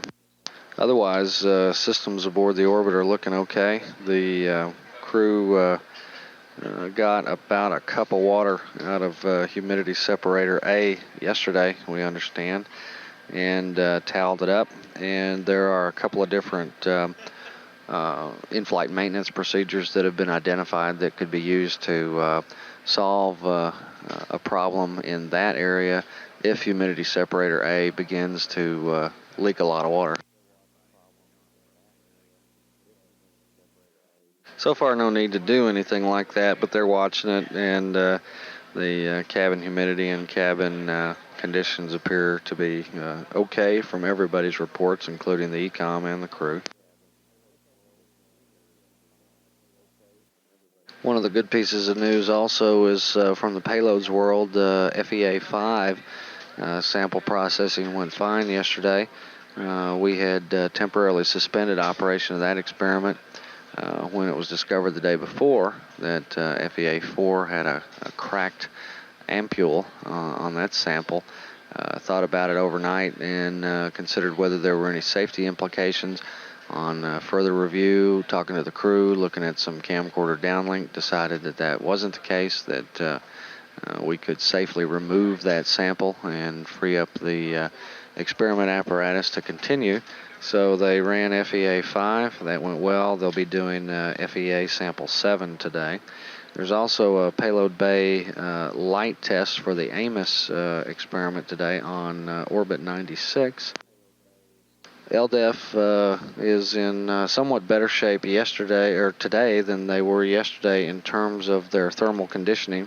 There are some requirements that the Langley wizards have identified for having LDEF properly thermal conditioned for the return from space to Earth.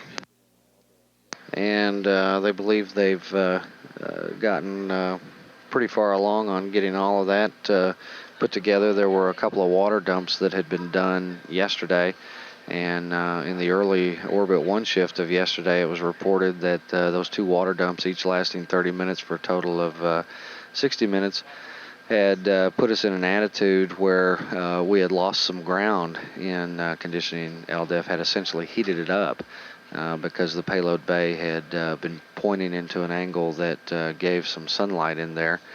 The fix is another attitude to take the orbiter to where we could get some deep space pointing for several hours, and they believe if that's necessary, they can fit it into the timeline with no impact, and LDEF will be in good shape. Otherwise, weather around the continental United States for the 3 shuttle landing sites is a little bit sporty. Edwards has had some rain. The lake bed out there is red due to rain. At 8:50 Central Time this morning, or at about sunrise out on the west coast, they'll do an inspection of the lake bed out at Edwards. They expect to find some puddling and some mud in places, which isn't good. But for this mission, given the weight of Columbia and her somewhat heavy payload, the Long Duration Exposure Facility, the concrete runways out there are prime. The way the thinking goes, though, in watching the lake beds carefully, is what would happen if you deorbited and wanted to land at the concrete, but for some reason couldn't? Could you go to the lake bed? So that's the way that logic train works, and that's why they're watching it. But our plan is when we deorbit later in the week, we would go to the concrete. Right now, the concrete does not look too good for Tuesday either. They're expecting some rain and high winds possible, at least per the forecast, and that could mean the concrete would be out for Tuesday. Northrop also has a system churning through there that had been at Edwards earlier, and so the outlook for tomorrow isn't too good there either. KSC looks okay. That's about the way it goes for the landing sites around CONUS. The Edwards long-range forecast for end of the week is good. They expect a high-pressure dome out of Canada to come down and help that situation and clear the scuzz out and allow us to get in there on Friday morning as planned. Otherwise, no new anomalies to report. All systems appear to be in good shape aboard Columbia. The IMUs appear to be back to health. And at 5 days, 17 hours, and 30 minutes, this is Mission Control Houston. This is Mission Control Houston. 5 days, 17 hours, 34 minutes, mission elapsed time.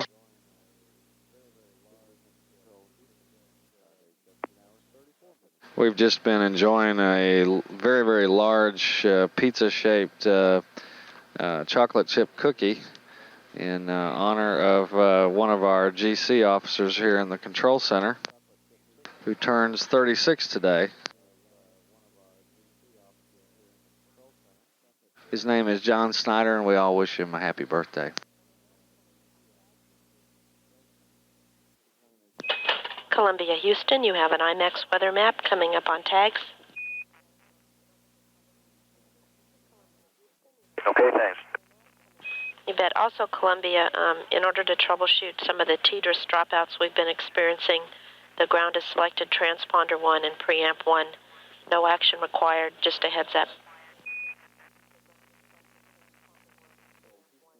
Okay, thank you.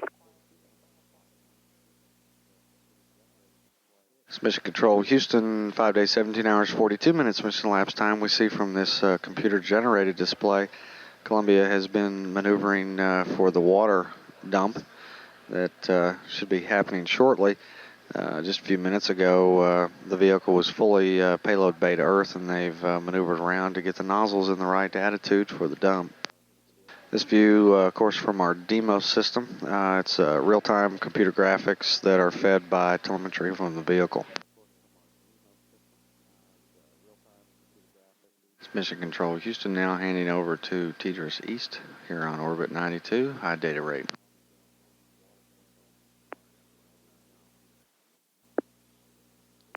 Ecom officer reports the water dump we just did a little while ago. All looked nominal, so that another one of the housekeeping chores that has gone pretty well this morning. Columbia, Houston, we have a heads up for you on LB and P when you're ready to copy. Go ahead, they're listening. Yeah, if we don't have a chance to get the data begin in the next few minutes, we'll just go ahead and hold off until the next TDRS AOS. So just let us know where you are, please.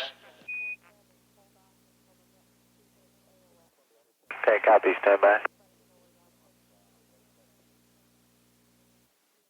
Houston, Columbia, I understand you want us to wait on LBNP until we come up on the other side of TDRS.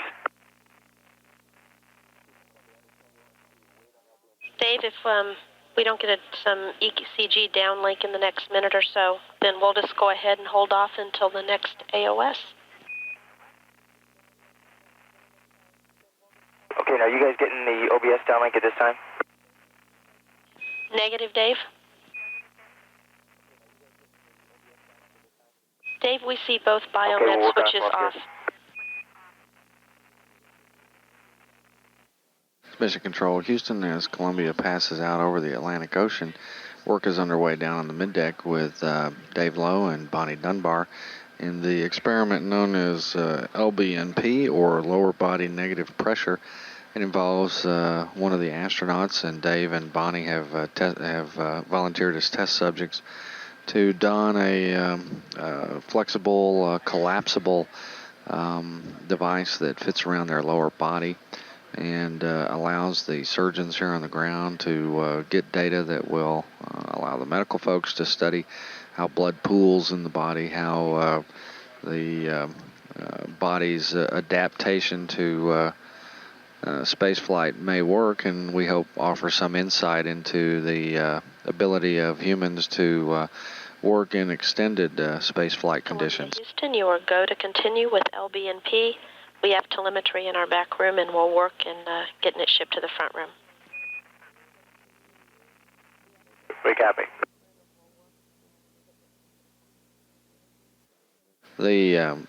Both astronauts will do this several times over the course of the rest of the mission. They begin by drinking a saline solution, salt and water, and will experience gradually increasing conditions of lower body negative pressure as we get closer to the end of the flight, and their tolerances have built up. The procedure takes about 25 minutes or so, and so the transmissions between ground and orbiter had to do with asking the crew to make sure they were in a position to begin sending down the medical downlink so that we could see it over this TDRS pass. The crew thought they were sending it down, and apparently there's a configuration problem in getting it displayed correctly down here, so we gave them a go to continue, and we are receiving data and trying to get it piped into the right monitors down here, so no problem, and that's underway.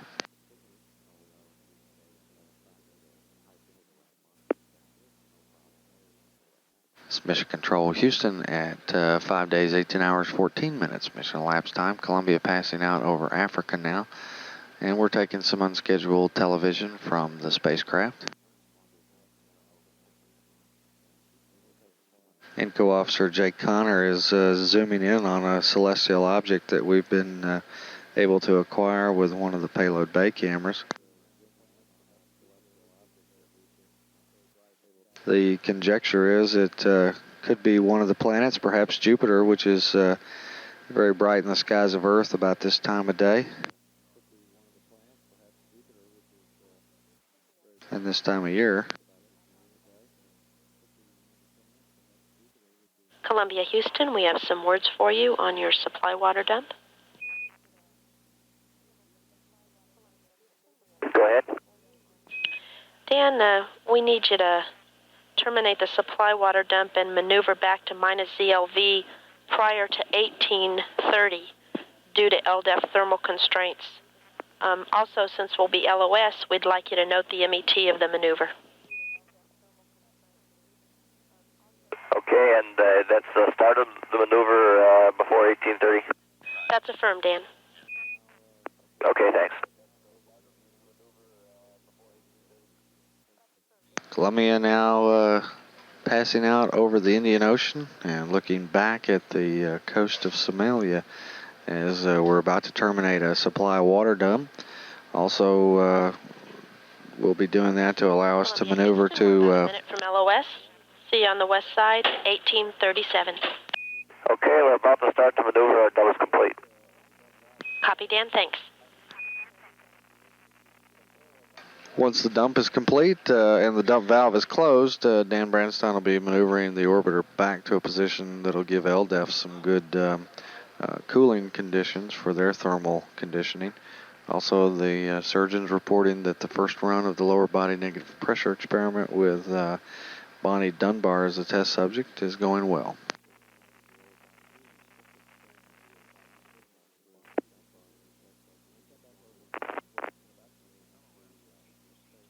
Loss of signal through Tidris East.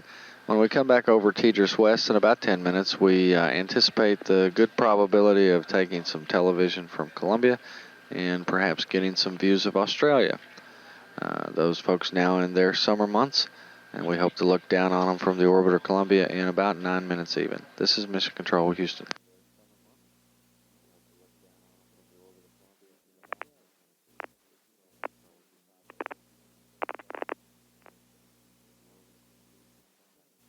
Mission Control Houston, 5 days, 18 hours, 37 minutes. Columbia has just reacquired through the Tracking and Data Relay Satellite West.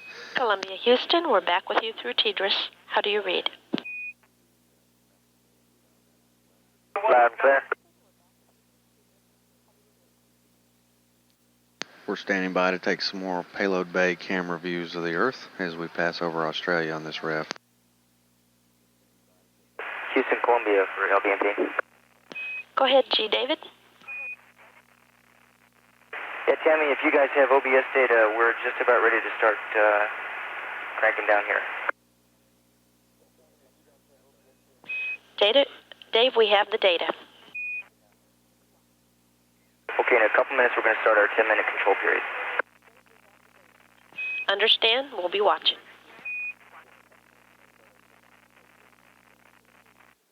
And Houston, the 10-minute control period is starting now. Roger.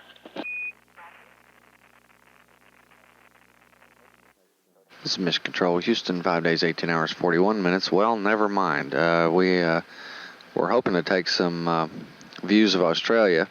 However, that was based on a prediction showing us where the orbiter's attitude would be, and apparently the maneuver has already begun for returning back from the water dump attitude. So we're in blockage for television for the first part of this pass. And by the time we come out, we will be in the darkness, so we probably won't be getting any Earth views. Houston, Columbia, we're on our way to the first stage in LBMP. Roger, Dave.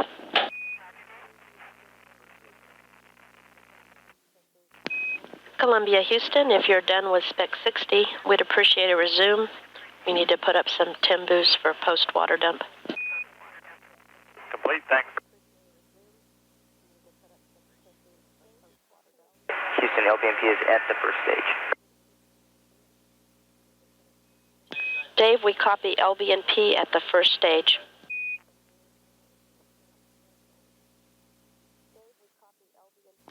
Columbia, Houston, we have a new IMEX weather map on board.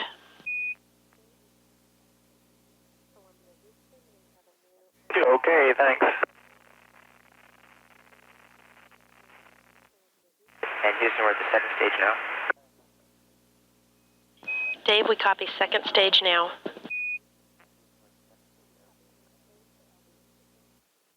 Houston, LBMP is at the third stage. Copy third stage for LB&P.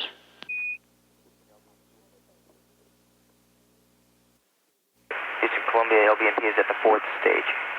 Copy fourth stage.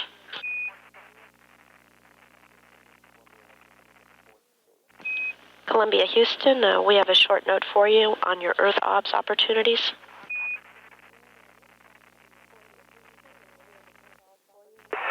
Okay, Houston, go ahead. Dan, it looks like the METs for the various Earth OBS opportunities are off by about an hour. You have a Lake Chad opportunity coming up at 1922, Vice 1851 that's listed. And when we get better information on METs, we'll get that up to you.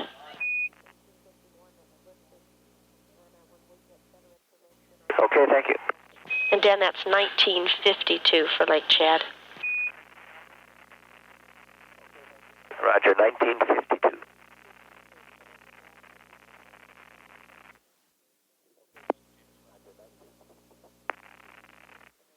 And Houston, we're at 50 millimeters now. Copy, Dave, thanks.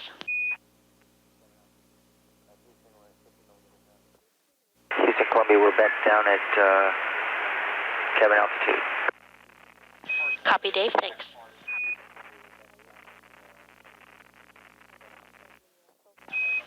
Columbia, Houston, we have a flight note for you concerning PCG and also the filter cleaning that you've been performing every morning. Okay, stand by. Roger.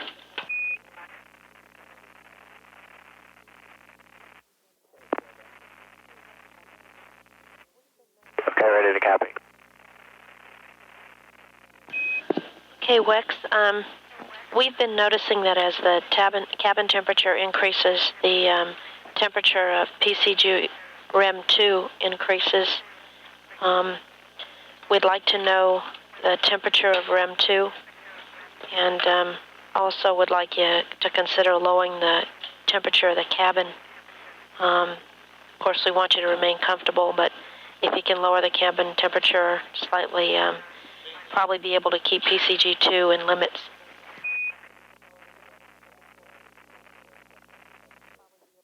Okay, Tammy, you were coming in broken.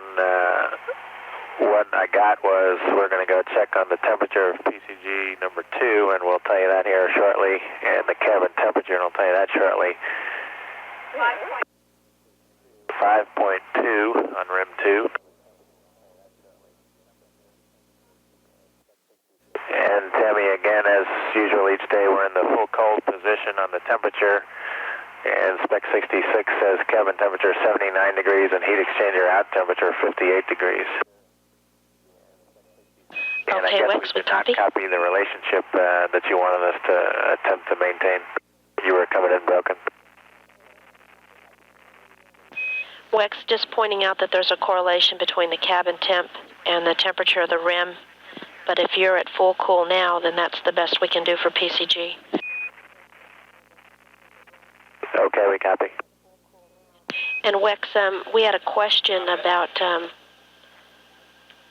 the filter cleaning that goes on. We wondered what sort of things you're finding in the fan when you perform the cleaning ops. Do you find you have a lot of debris?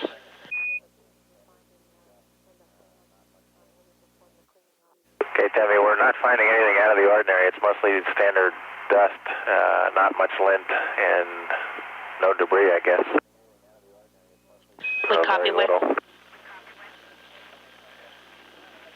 Also, Wex, we just had a few words on CNCR, if you're ready to copy those.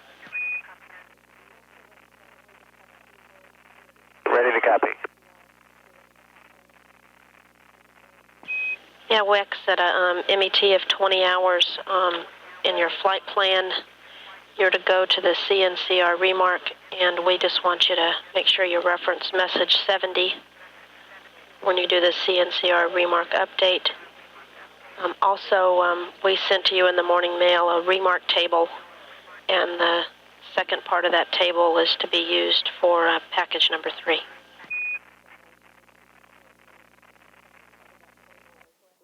Okay.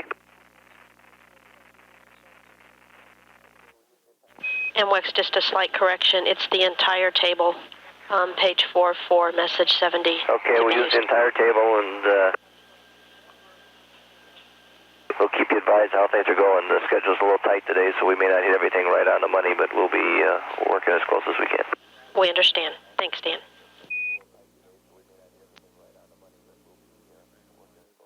Mission Control Houston at 5 days, 19 hours, 44 minutes mission elapsed time.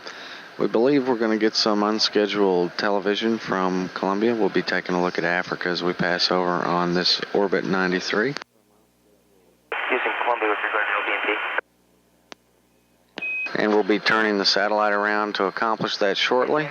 Commentary will be on NASA on mission audio. It took a little bit longer than normal because we had a little bit of problem with keeping a good seal around her waist, but we finally got that fixed and it went pretty well. Okay, Dave, we copy. Thanks.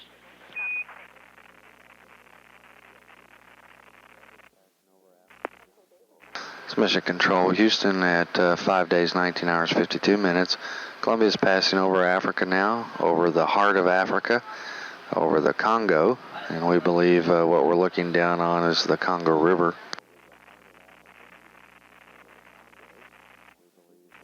Sun angles prevalent on this view as Columbia is passing over have given us an opportunity to see sun glint off of several bodies of water as the orbiter flies by.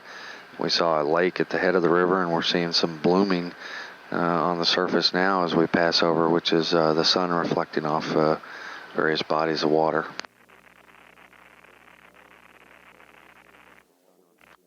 It's Mission Control Houston. Some of the backroom loops here buzz with conjecture on what we may be seeing, since we're all thumbing through atlases as we pass over Africa real time. We believe that this is Lake Albert, and if we're right, then we're seeing one of the sources of the Nile, and the Nile running north out of Lake Albert to the top of the screen.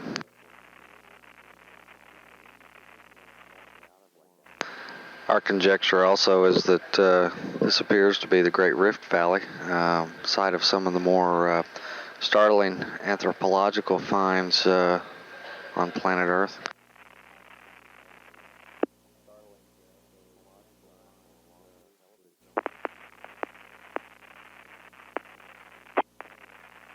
Standing by for a loss of the television downlink shortly. We'll be handing over to Indian Ocean Station. We'll be out of range of Tidris in about 6 minutes. Mission Control Houston, Columbia now out over the Indian Ocean, passing off the Serengeti Plain and Masai Steppes out over Zanzibar and Dar es Salaam on a ground track north of the island of Madagascar.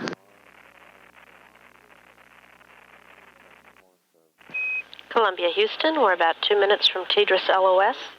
See you on the west side at 2014.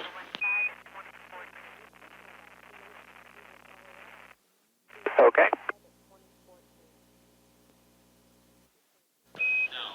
Columbia, Houston, we're back with you through Tidris. How do you read?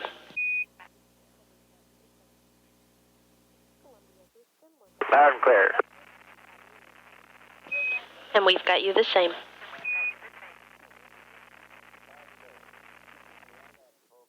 Houston, Columbia. Go ahead, Columbia. Okay, for the IMAX folks, we took the liberty of firing something at will as we were setting up for the Rift Valley, which we did get with a few little puffy clouds and stuff, but I think it'll be reasonable. But while we were setting up for that, we saw in Kenya just tons of fires, and so we shot those too because that was one of the things they wanted on their list. Sounds good, Dan. I'm sure they'll appreciate that. Dan, also, if we could get the results of your cryo sensor check you did this morning, we'd appreciate it.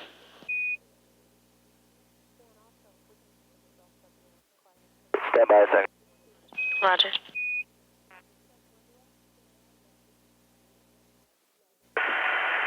Houston, Columbia. Go, Columbia. Yes, we'll be ready with David and LBNP just after we cross Australia. We have OBS. Do you have a good downlink? Columbia, we have good downlink. Okay, and stand by, and we'll be with you shortly. Standing by.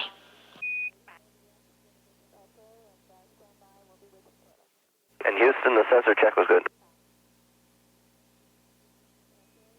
Copy. Copy. Good sensor check. Thanks.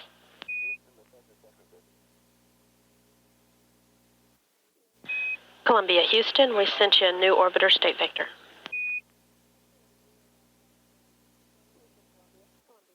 Okay, thank you.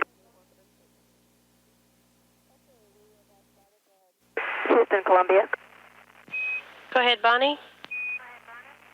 Okay, we have started the stage 1 10-minute rest. Copy. Stage 1.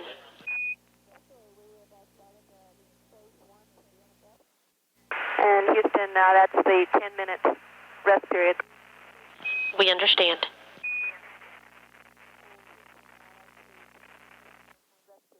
Houston, Columbia, starting the first pressure ramp.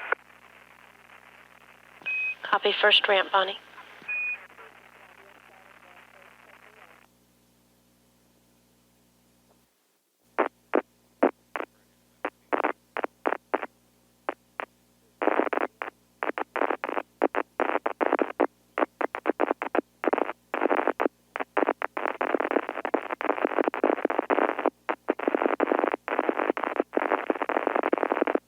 Houston, Columbia, LBNP to stage 2.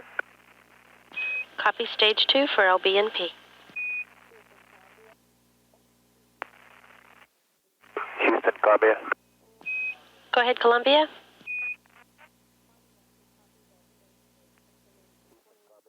And Tammy, you copy we're in stage 2?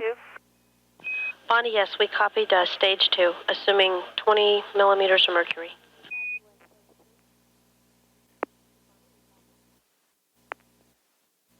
Houston, Columbia, LBNP to stage 3.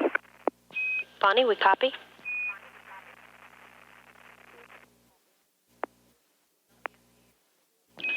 Columbia, Houston, we're back with you through TDRS. How do you copy? Loud and clear, Tammy. Wex, we were involved in a sigless tracking DTO, and the site had some trouble locking onto the orbiter, so we lost you for a while. Okay.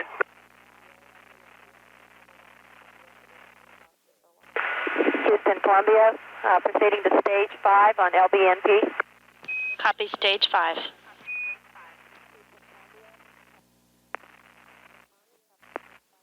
In Columbia, we've completed stage 5 and they're going into recovery. Bonnie, copy. Stage 5 complete.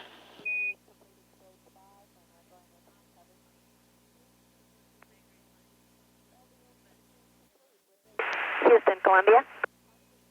Go ahead, Bonnie. LBNP is complete with David. Bonnie, we copy. Also, we're going to need to reschedule some of the activities later in the day, including the second set of LBNP ramp tests. And we'd like for you to estimate the length of time necessary to perform the second set of ramp tests.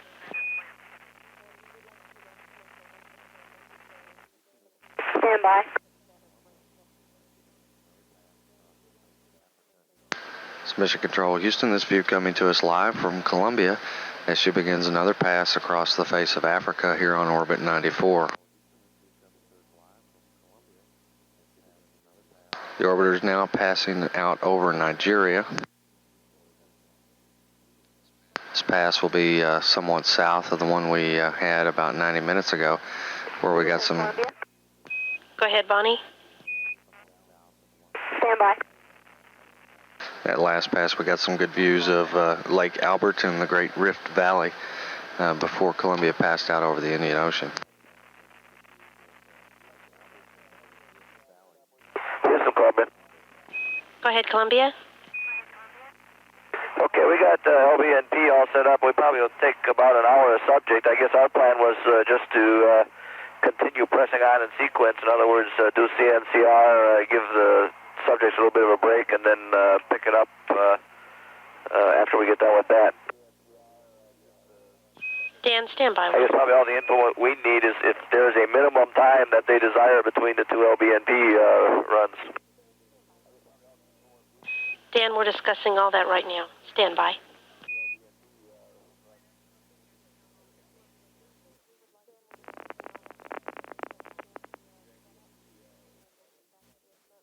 Columbia, Houston, we would like you to go ahead and press with the CNCR setup and we'll get back to you shortly on the plan for the rest of today. Okay, that's what we plan on doing, thanks.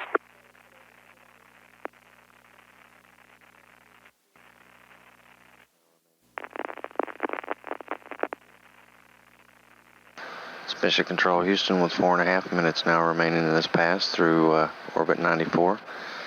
The Columbia now coming up on the coast of Madagascar.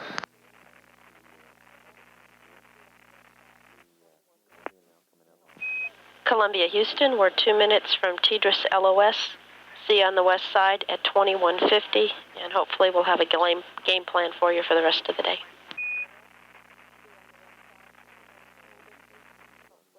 Roger.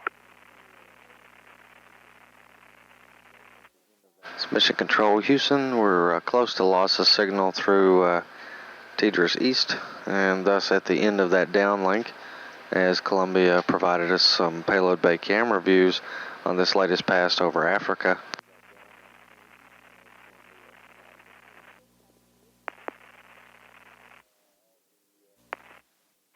Columbia Houston, we're back with you through TDRS. How do you read?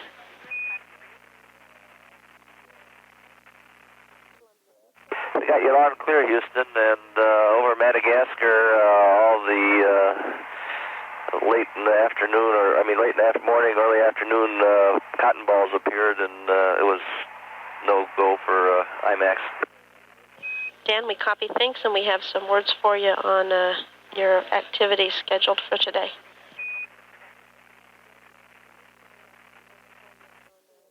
Okay, go ahead.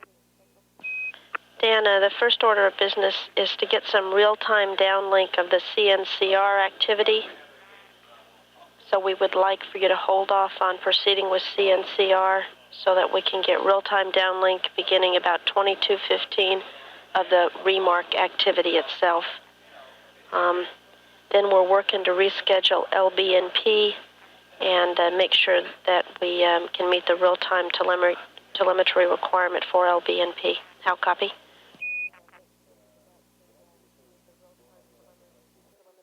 I heard you wanted CNCR real-time downlink. Did I hear you say you won't have any of that to 22:15? And we're in the process of setting up. Okay, 22:15, that's not that far off, I'm sorry.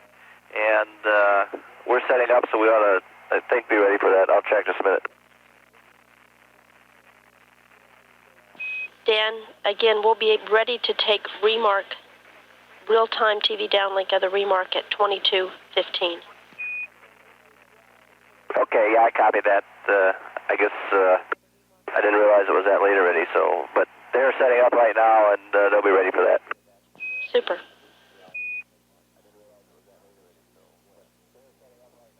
It's Mission Control Houston. Our next television from Columbia will take place on orbit 95 over TDRS West. It will consist of mid-deck activities with the CNCR beginning at 5 days, 22 hours, 15 minutes, or 4:50 a.m. Central. It's Mission Control Houston with a reminder that we're expecting some downlink TV from Columbia from the mid-deck. We believe we'll be seeing activities with the CNCR experiment. That'll take place at 5 days, 22 hours, 15 minutes, or 4:50 a.m. Central.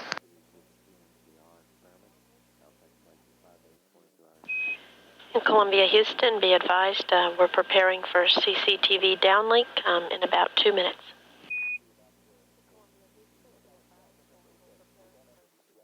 Okay, Houston, we got the CCTV, not the... Oh, I guess that's what you said. We don't have the VTR. We don't have the camcorder, we have the CCTV. Copy, Dan, and we've got a good picture now.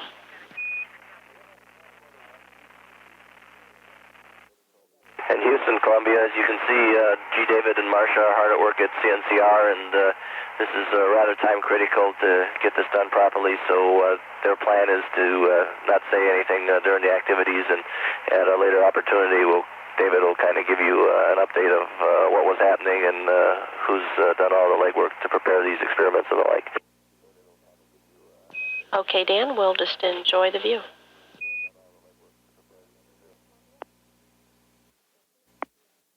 Houston, Columbia. Go ahead, Columbia. Is the PI watching?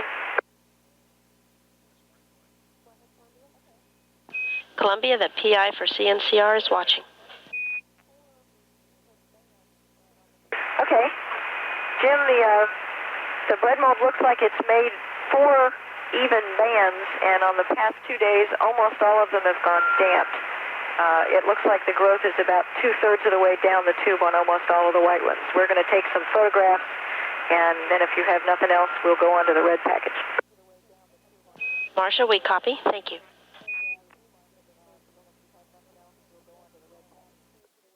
And Tammy, you might pass on that if you would like to reconsider the remark of the third package, because we've only got 2/3 growth in here, well, a little more than a half, a little less than 2/3, then we'll consider that.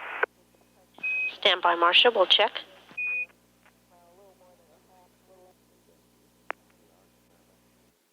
It's Mission Control Houston. We've been looking on as David Lowe and Marcia Ivins work on the middeck with the CNCR experiment. The procedures that they're following here call for Marcia to make some readings on the samples, and periodically they've been assuming a posture that allows them to remain relatively motionless to allow them not to induce any micro G loads, and also this helps Marcia remain stable in terms of the lighting that is placed onto the experiment sample.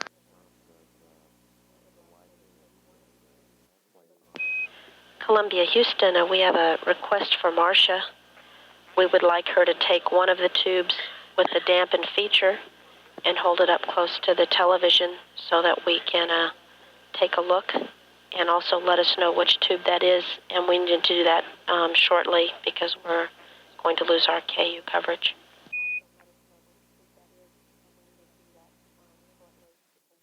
Tammy, let me know how that looks. Okay, Dave, we have a pretty good shot now. Tube number 2. Copy tube number 2.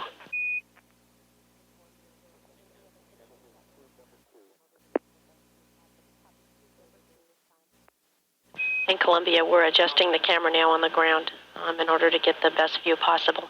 And Dave, you're doing just fine. Okay.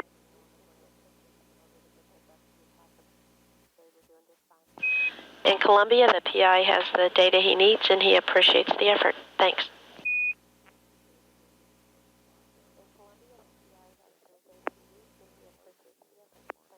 It's Mission Control Houston. We continue to take live downlink from Columbia's middeck as we watch Dave Lowe and Marcia Ivins in the background work with the CNCR experiment. The acronym stands for Characterization of Neurospora Circadian Rhythms. It's a middeck payload whose objective is to determine if Neurospora, or pink bread mold, circadian rhythm persists in the microgravity environment of space. This experiment also is intended to provide information about internally driven biological clocks, which might then be applied to other organisms. Columbia, Houston, TV downlink is terminated at this time.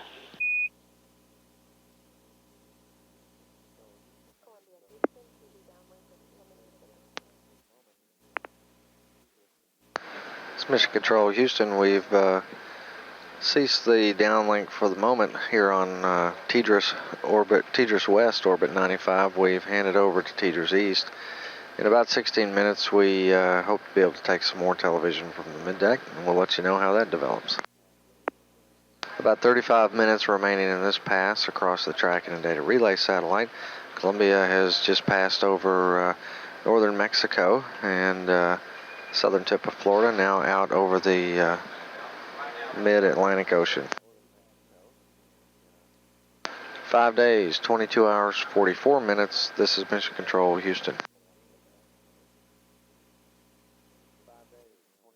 Columbia, Houston, we have some words on your flight plan for the rest of the day.